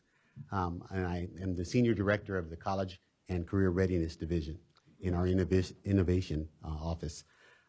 I was dispatched here on behalf of those 42 districts to share with you what you have already heard from the previous speakers. There's a major concern by our industry partners of the potential vacating of the industry partnership call-out that currently exists in the 11 elements in the new strengthening career pathways programs. And that is, by their comment, a slap in the face. I was at a meeting yesterday where JP Morgan Chase has a $3.3 million Advancing San Diego, well, in our area it was Advancing San Diego Communities, focusing on increasing the number of entry-level software professionals. And they were challenging the community colleges to come up with a preferred provider vetted certification program that would be vetted by the employers to identify which one of the community colleges would be considered platinum level, entry-level software professional certification programs. and it's a 3-year program. So all of the colleges are running at it, and industry partners are leading this work. I was in conversation with IBEW, which is our Electrical Workers Brotherhood, the Sheet Metal Workers Union, Iron Workers. I've been in conversations with Biotech, which is obviously big in San Diego, and they're received grants on the backside for educational outreach. And that industry partnership language is one of the boxes that they can check off as to why they are engaging with our K-12 system. So I want to be clear and concise with your time, without belaboring the point, it is important that that language be specifically called out. We value it. Our partners utilize it for their educational outreach from backside grants. And without it, we would be, unfortunately, not the tip of the spear any longer. We would be pretty much falling back somewhere in the 4th, 5th place in this race. So thank you for your time, and I look forward to us addressing that matter in the near future. Before you step away, I didn't catch your name. I'm Al Love, San Diego County Office of Ed, Senior Director of College and Career Readiness. Thank you so much for being here this afternoon with us. Thank you for having me.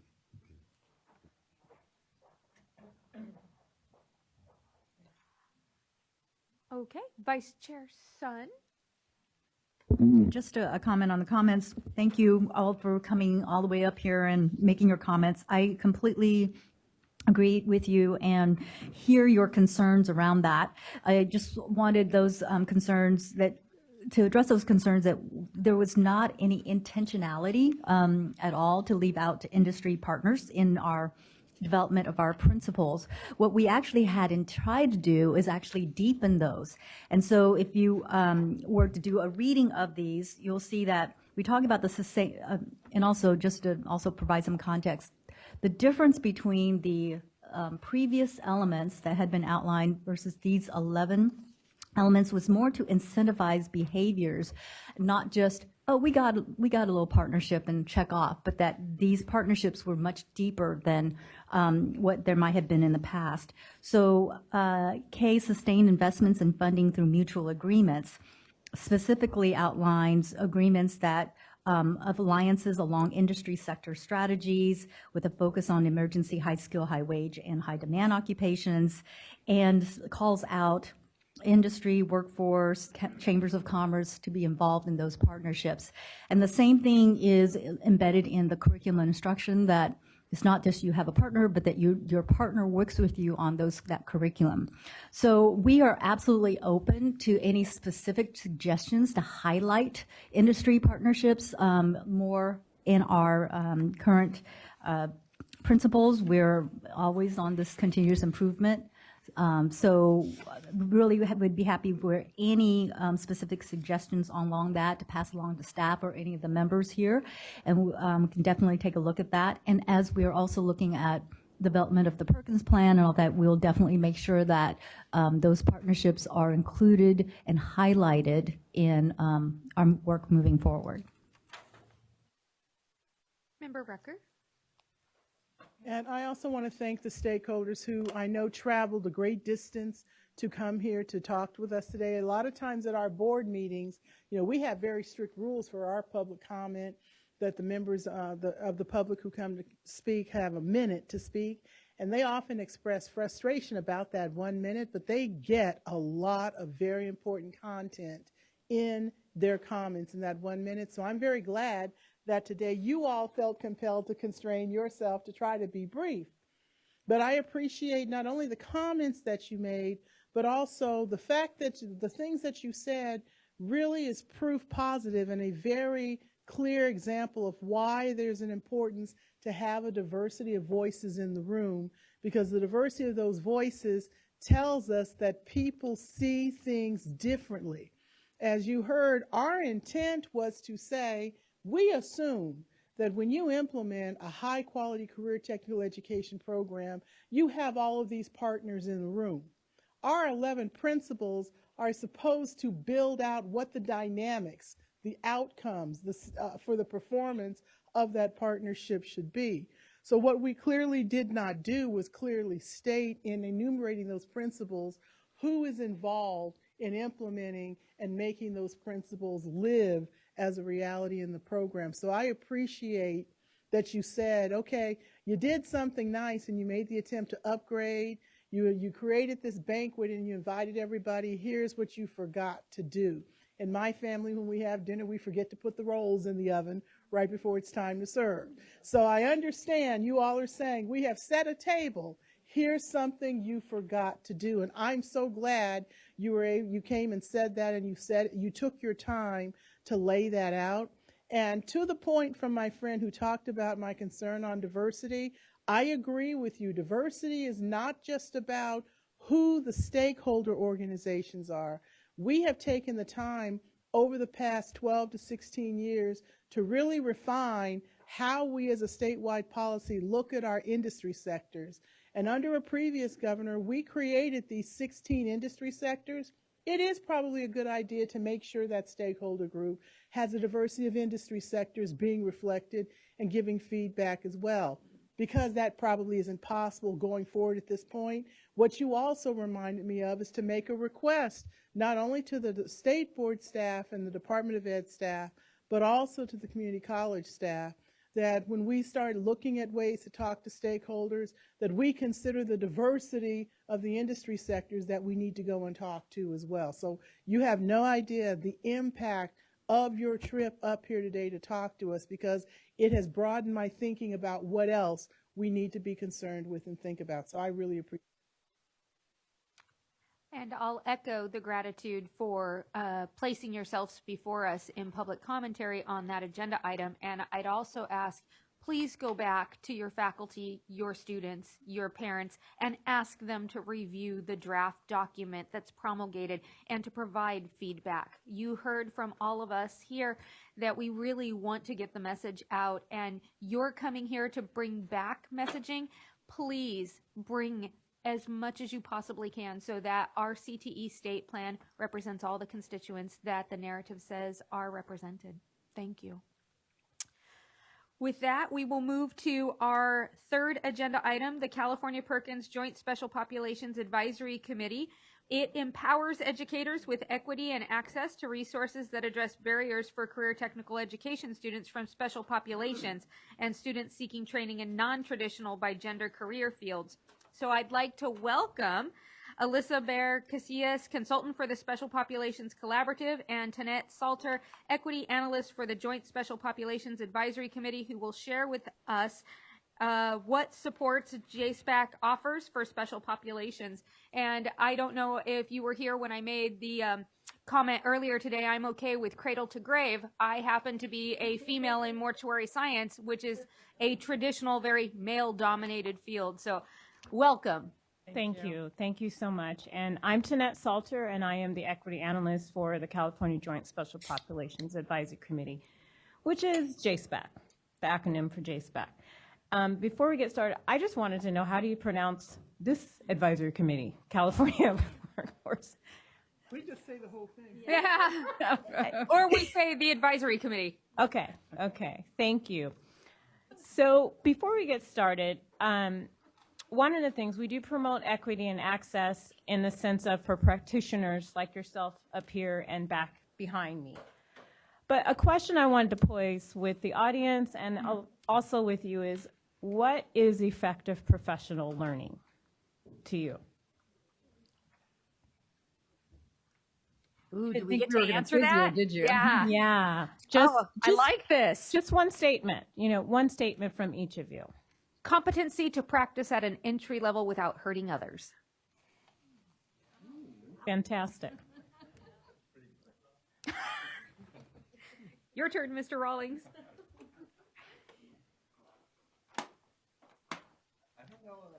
I don't know that I would catch much more than that. I think ensuring that the skill set is appropriate for what their goals are to accomplish. Great.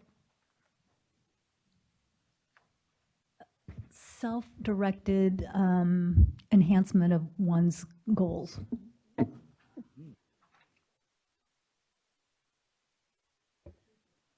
Something that has an immediate impact on what I will do in my classroom tomorrow.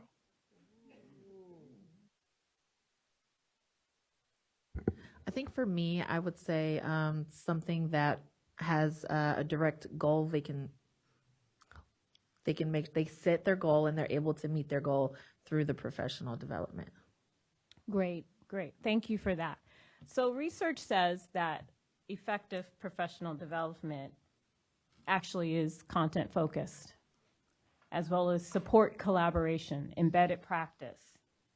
That is what JSPAC wraps around the content. We are specialized in the content that we focus on under the special populations as it relates to the special populations.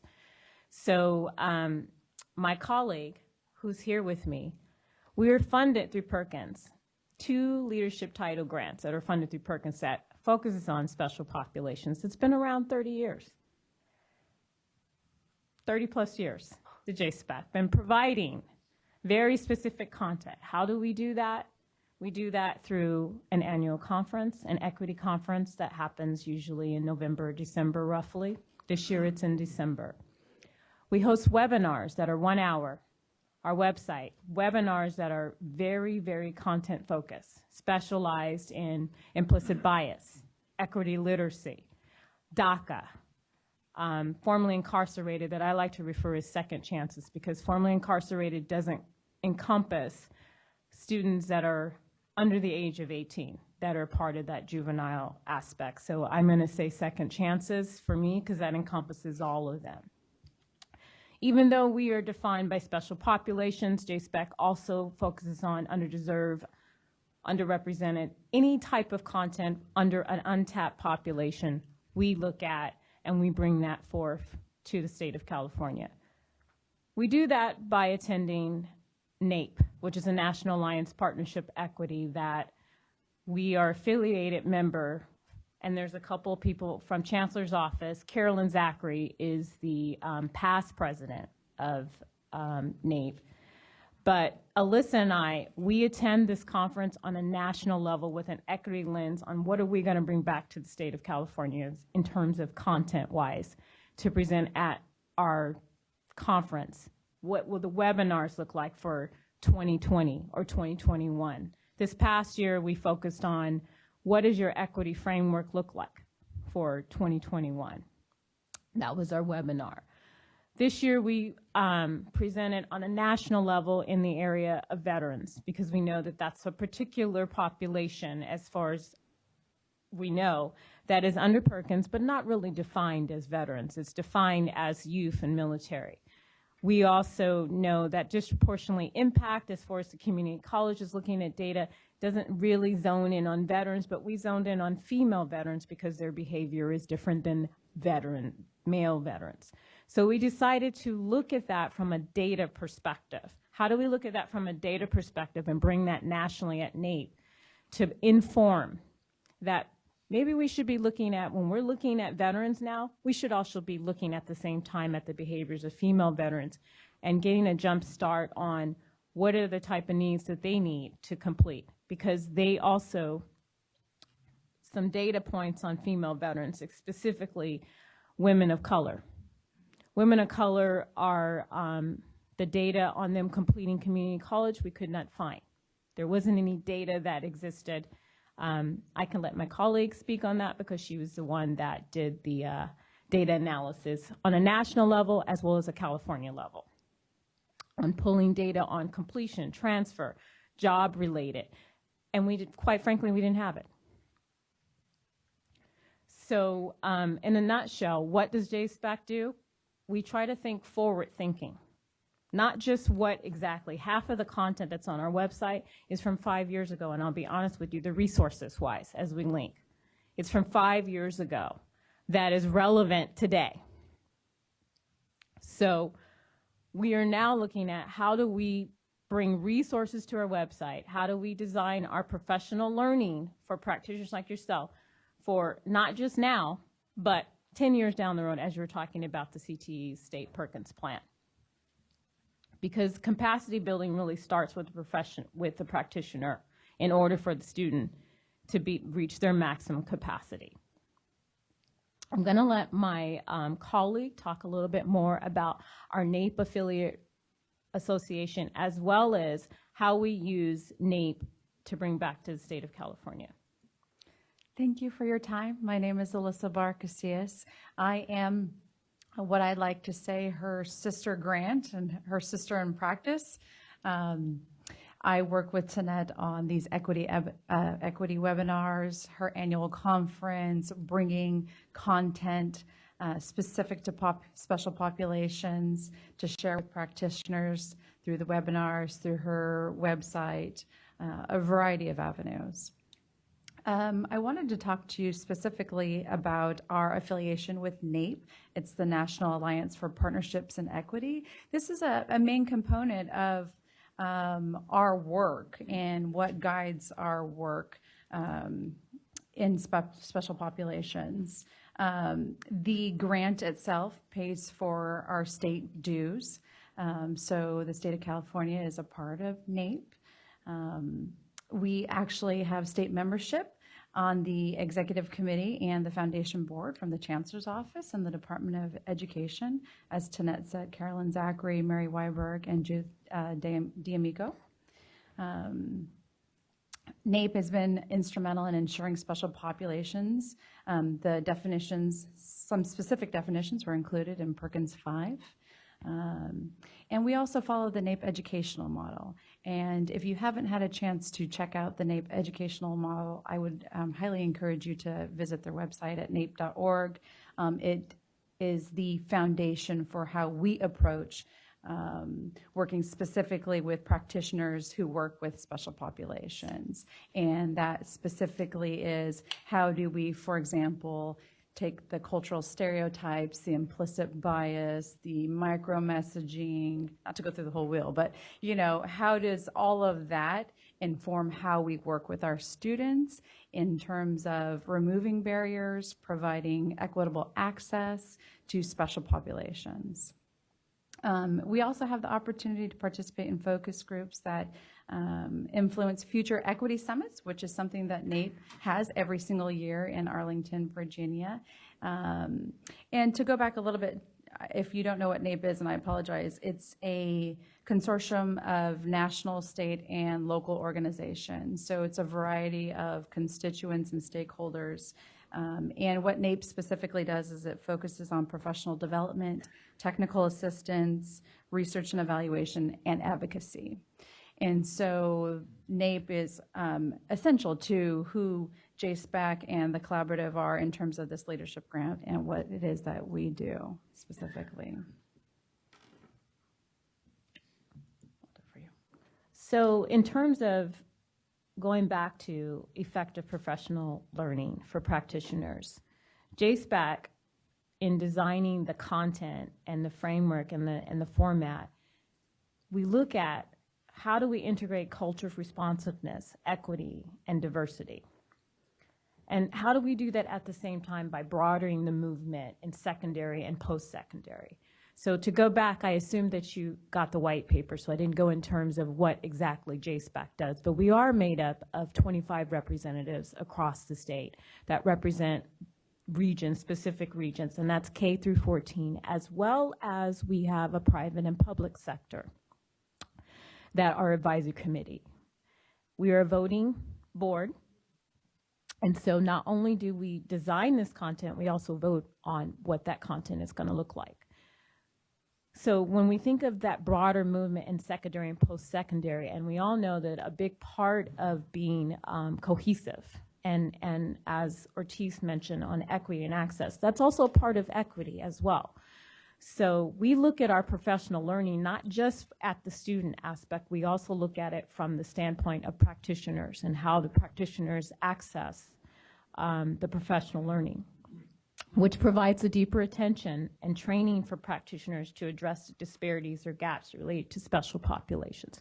We focus very, very much on the content that's going to help with addressing those disparities, because most of the disparities is really coming from our own biases and our self-reflection when we're thinking of the teacher in the classroom and that aspect, the faculty and teacher aspect.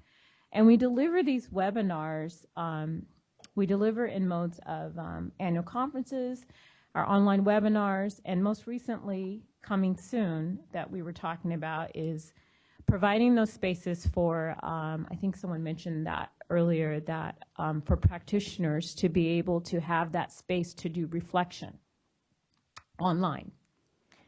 So that's coming soon with the development of format. Can't quite tell you what that's going to look like, but that is going to be accessible because I think Ruckner mentioned many teachers don't have access to come to a conference or do not have the funding for to come to a conference. So that's another avenue that I'm saying JSPAC and the Special Collaborative is looking at. I tend to look at that is they're not able to have access. So that's an area that we can improve on as far as being equitable, is for providing that opportunity to practitioners. So in terms of what is it, how do we do this? We set frameworks to effectively help practitioners, particularly wrapped around special populations. And that also includes second chance students. Some of that is part of universal design for learning. Some of that is behavioral interventions. We advance the knowledge for practitioners to improve their instruction and their pedagogy and practices for special populations. And both win-win, personal growth for not only the practitioner, but also personal growth for the student. Going back to that capacity improvement, capacity building. We do support implementation strategies to improve student achievement and close the opportunity gaps in participation with performance. And then we provide that technical assistance that I don't know what the data accountability is going to look like for Perkins, but you have two avenues right here that looks at down to the level of data disaggregation, down to that student level, and what does that content look like for that practitioner. So there is some technical assistance that we also provide. We call that FAST, the frameworks in advance. FAST, and we look at this from not an upward movement, but really basically at a horizontal movement. FAST, as in the frameworks, we engage and re-engage both the practitioner. If we're re-engaging and engaging the practitioner, the student is also going to be engaged. We're supporting the accountability. Accountability is the data aspect of it. So we also increase direct focus that we're talking about with our professional learning. So we look at that as a ongoing continuous arrow by our approach in FAST.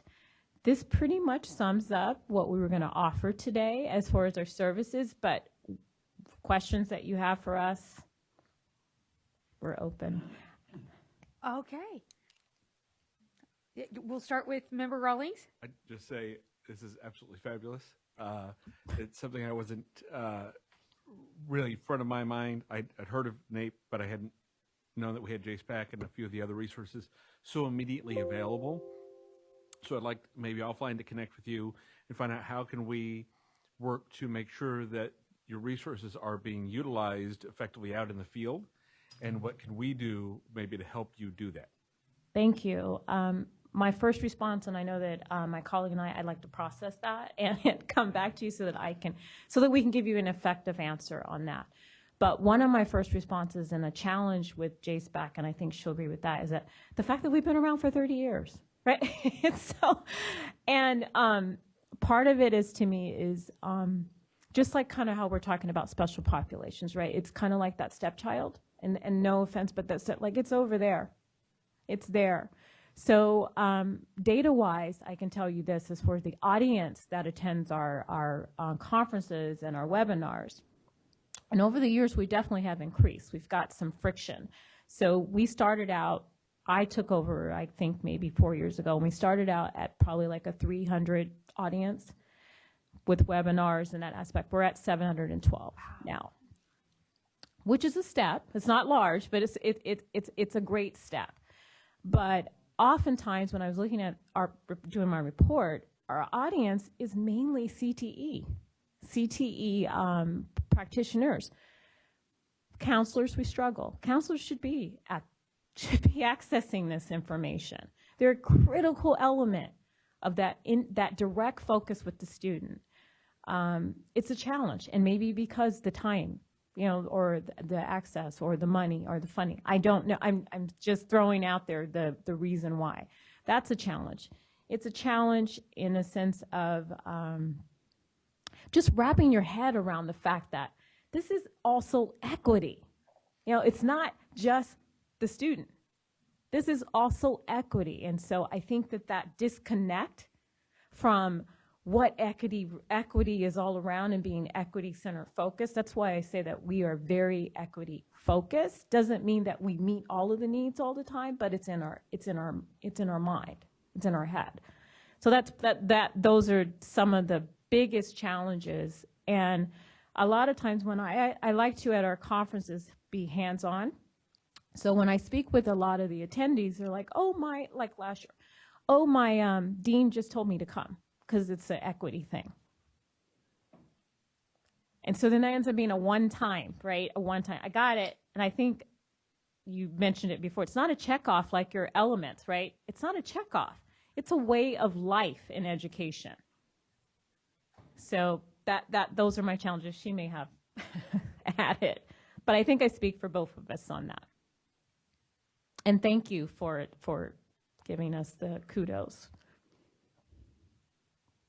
Thank you so much for coming. And I can't tell you how deep the irony is that we've been working on these principles for the last 2 years, knowing that we were going to arrive at Perkins, and here you are now, 2 years later, and I'm embarrassed, frankly, that we as a body, staff has not engaged you in our conversations all along. So I really appreciate you coming in. It sounds like such a wonderful resource, and we do need to highlight your work. It's extremely important, and this body has been talking about equity and access from day one.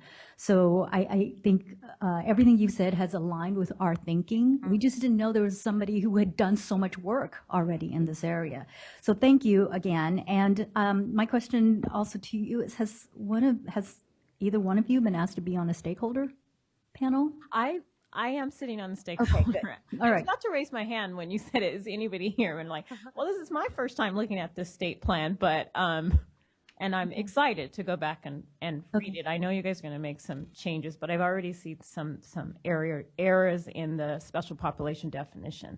Okay, great. But yes, thank you. Yes, thank you. We also sit, and I should say that JSPEC also sits on the Student Equity Achievement Work Group. That's through the Chancellor's Office. So we've been on that work group as well. I spend a lot of time here, back and forth here. That's great. Yes, ma'am. I also want to say that I am really excited to know that this exists, and thank you all for your work in coming. I had a question, and it's probably just a knowledge gap of my own. How would like a local school district or an individual teacher participate in your programs, and do they have to independently pay a fee to participate? Are you talking about the conferences or as your webinars and, and your professional development? The webinars from the funding aspect of Perkins are free. They are free. The annual conference, there is a fee associated with the annual conference because Perkins, you can't really pay for funding for Perkins for a conference. So the conference pays for itself. And that's a fee of $275 early bird, $325 max. We reasonably priced. And to share this information with school districts, would we just share your website? You can share our website. You can share, I can email you guys the MailChimp or what we use is for marketing. And as I mentioned, we have 25 representatives that represent the geographic region, and that's part of their role is to get that back out. So to get that, Dawn is one of the advisory committee representative. But yes, thank you for sharing. I do want to add, like, we do need the support, and we are open to feedback. I mean, as I said, a lot of the resources, not the webinars, but a lot of those resources are 5 years ago. So it's the two of us working statewide. She's located here, I'm located in Southern, but we are a statewide grant. And feedback is critical to change and continuous improvement. So resources, content, or there's a practitioner that you want, we want to hear that back. Or the webinar was just not that great, we want to hear that back. Or the annual conference, we want to hear from you. To answer your question, I wanted to give you an example of how we try to be at the fore of equity work. Our last webinar series, we had, to give you a few examples of the topics, we did equity literacy, and that was spearheaded by Paul Gorski from the Equity Literacy Institute. We did Equity Framework 2021, Creating Equity by Design. We did the relationship between self-reflection, diversity, and inclusion. We did Disrupting the Patterns of Inequity. We did Reframing Deficit Thinking to Asset Thinking. And so, like Tanette said, they are online, they are free, and it's a matter of just getting the word out there that they exist. That way, everybody can participate at their own time. We record them, so if an educator or practitioner cannot attend at the time we're offering the webinar, they can go back later and use it as a part of their professional development. But we're open to suggestions as to what else is going to be, what else is out there that's needed to put us at the forefront of diversity, equity, and inclusion work.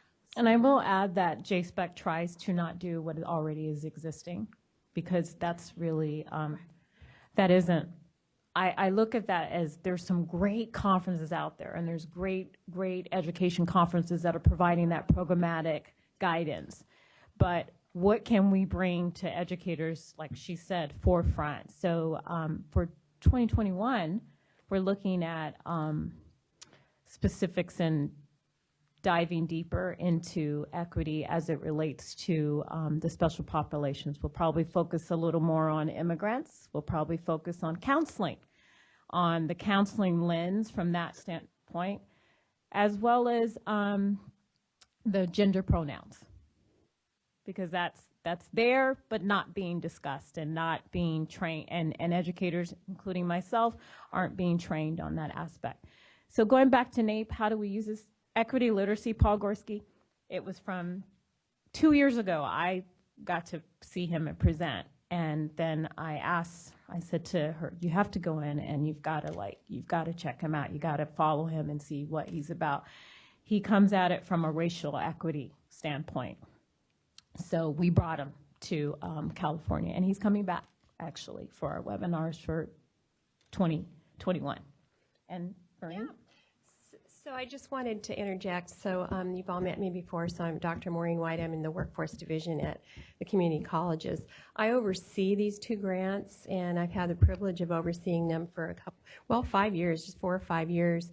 And one of the I wouldn't say recommendations, but one of the requirements is that they need to provide the data of different populations, what's happening with the core indicators, all the core indicators, whether it's skill attainment, whether it's employment, and Tony got into a little bit more about that.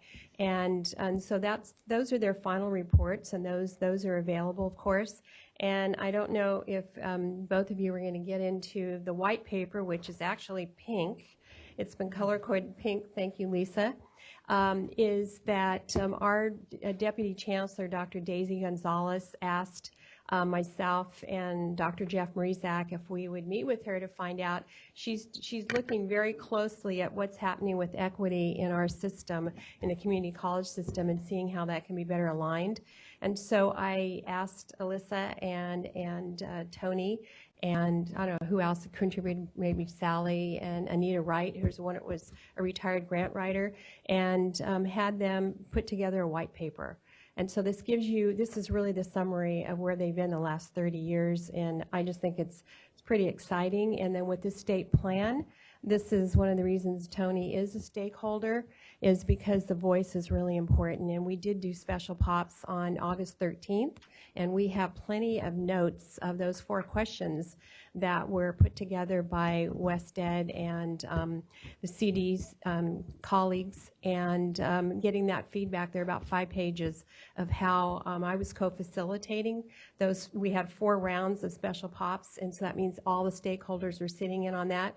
And so yeah, Jolena, you'll be excited. So there are some common themes, but there's some also very interesting aspects.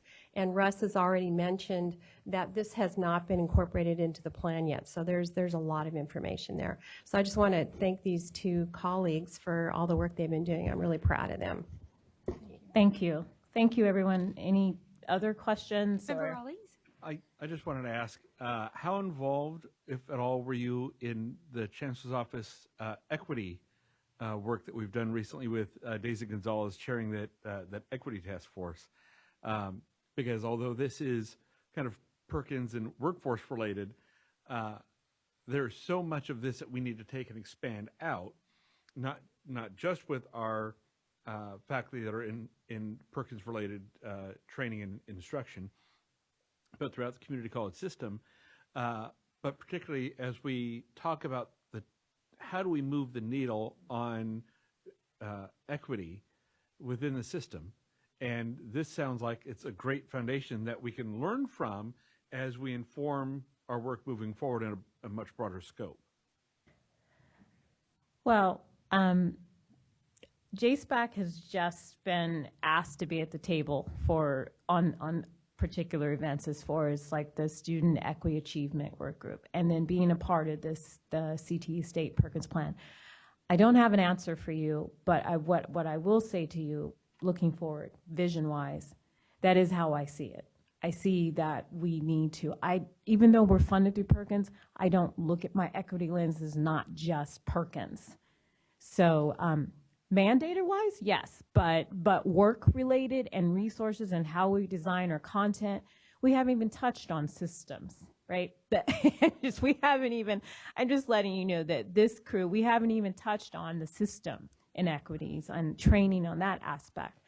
So hopefully that somewhat answers your question, but that is at the forefront of my mind of where we need to be in JSPAC, because to me, that's where the needle is going to move.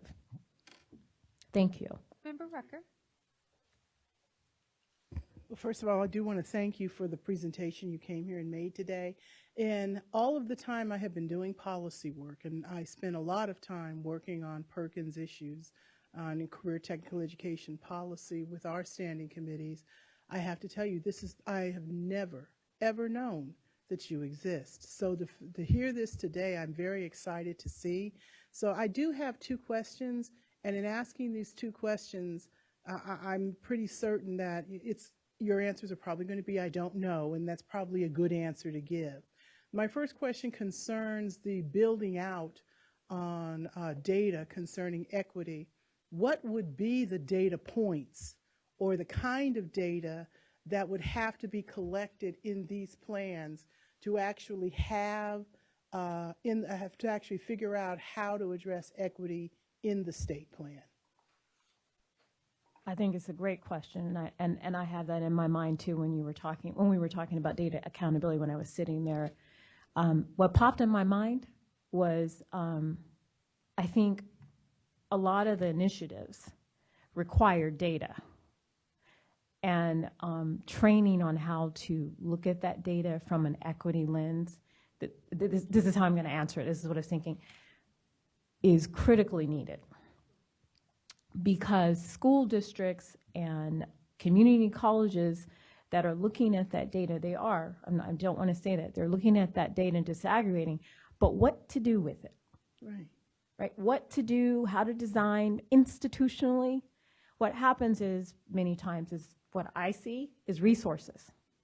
And that's a piece of addressing the special population students. So I don't have an answer for you, but what I do want to say, again, that is on the forefront on how do we assist in asking those right questions. And part of that is maybe we need to look at the student and the populations along with looking at the programmatic aspect of data.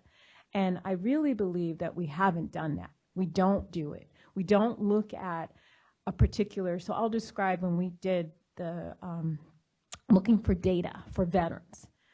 I can tell you I wrote a one-page document on the variances of criteria of how we should be pulling. Did they transfer? Did they not? What class? What CTE course are they in? What resources did that female veteran get? Right, down to the linear, to that level, because that really is going to tell the story of what really is needed for that particular group. And I'm going to go back to the training. Like, to me, I look at that as there needs to be training designed around that aspect of just, yes, you have data requirements. Yes, you need to look at disproportionate impact or WIOA standards, but how are you doing that? So hopefully that helps a little bit. Well, that helps. And part of the reason why I asked the question, I was kind of certain that you might not have an answer today. I think that's a question we do need to put a pin in for the work that's being done to develop this state plan, because if our plan truly is going to be bold, we do need to figure out how to use equity data to hold ourselves accountable. We have been having a conversation my entire professional career about closing the achievement gap, but we do not know how to study and understand what the data about our students is actually telling us. So I think that our plan, the boldest part of our plan, could be to figure out how to address that question, which leads me to the second question. Going back to the wish list you heard earlier that this panel is supposed to be submitting by November 30th, one of the issues that we have is about the building out of the data system we have about our students called CalPads. If we had the opportunity to add a data field or two to CalPads that could address this data equity question, do you believe that there's a data field or two that we could recommend be added to CalPads to assist the state in doing this level of data mining? Yes. But you don't know what it is today. Don't know what it is. We're going to put a pin in that? We're going to put a pin in that, and yes, I do. I think that that's a step. I don't think that that's the be-all answer, because I'm going to go back to say this with your question. We're responding to 5 years ago students. Yes. So yes, but the next question is, what are those other questions and what are those other data points for the future? Yes, and the reason I'm asking that question is because I'm really tired of going to meetings where somebody explains to me how African American students are 11 times more likely to be suspended than other students. Okay, so that's a great point. So what do we do with it? We don't go to the next step of figuring out what to do with it other than zero tolerance policies on suspensions. That's not helpful. So we don't understand what kind of data mining we have to use to address the equity question, because the real point of the two questions I asked, equity data is not a data point. It's a habit of mind. Correct. And so we have to figure out how to teach our LEAs and the programs that are going to be directed by this grant, what is the habit of mind they have to develop in using this data?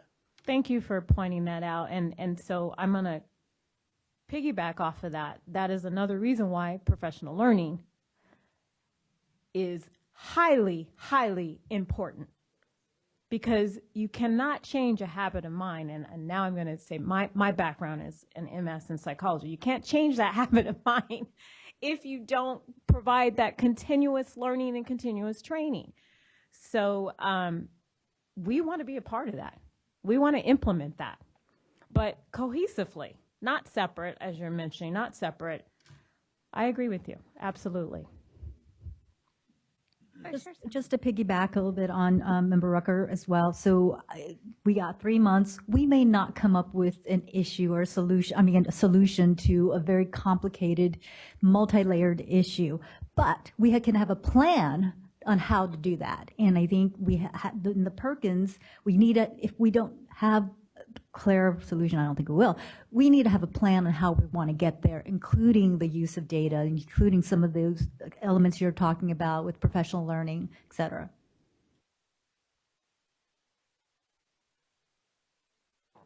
Thank you.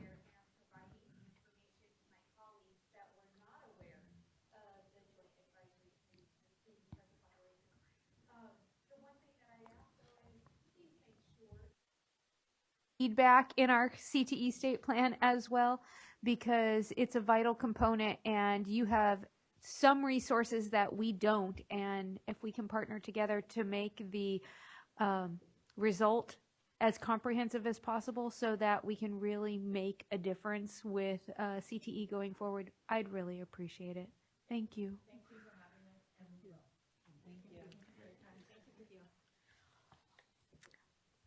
Are there any members of the public that would like to address agenda item 3?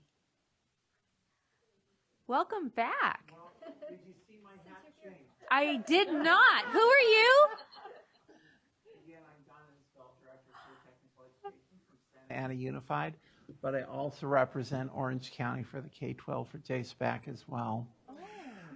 You hear how sometimes divine powers put things in place for purposes. This happens for me to be one of these days.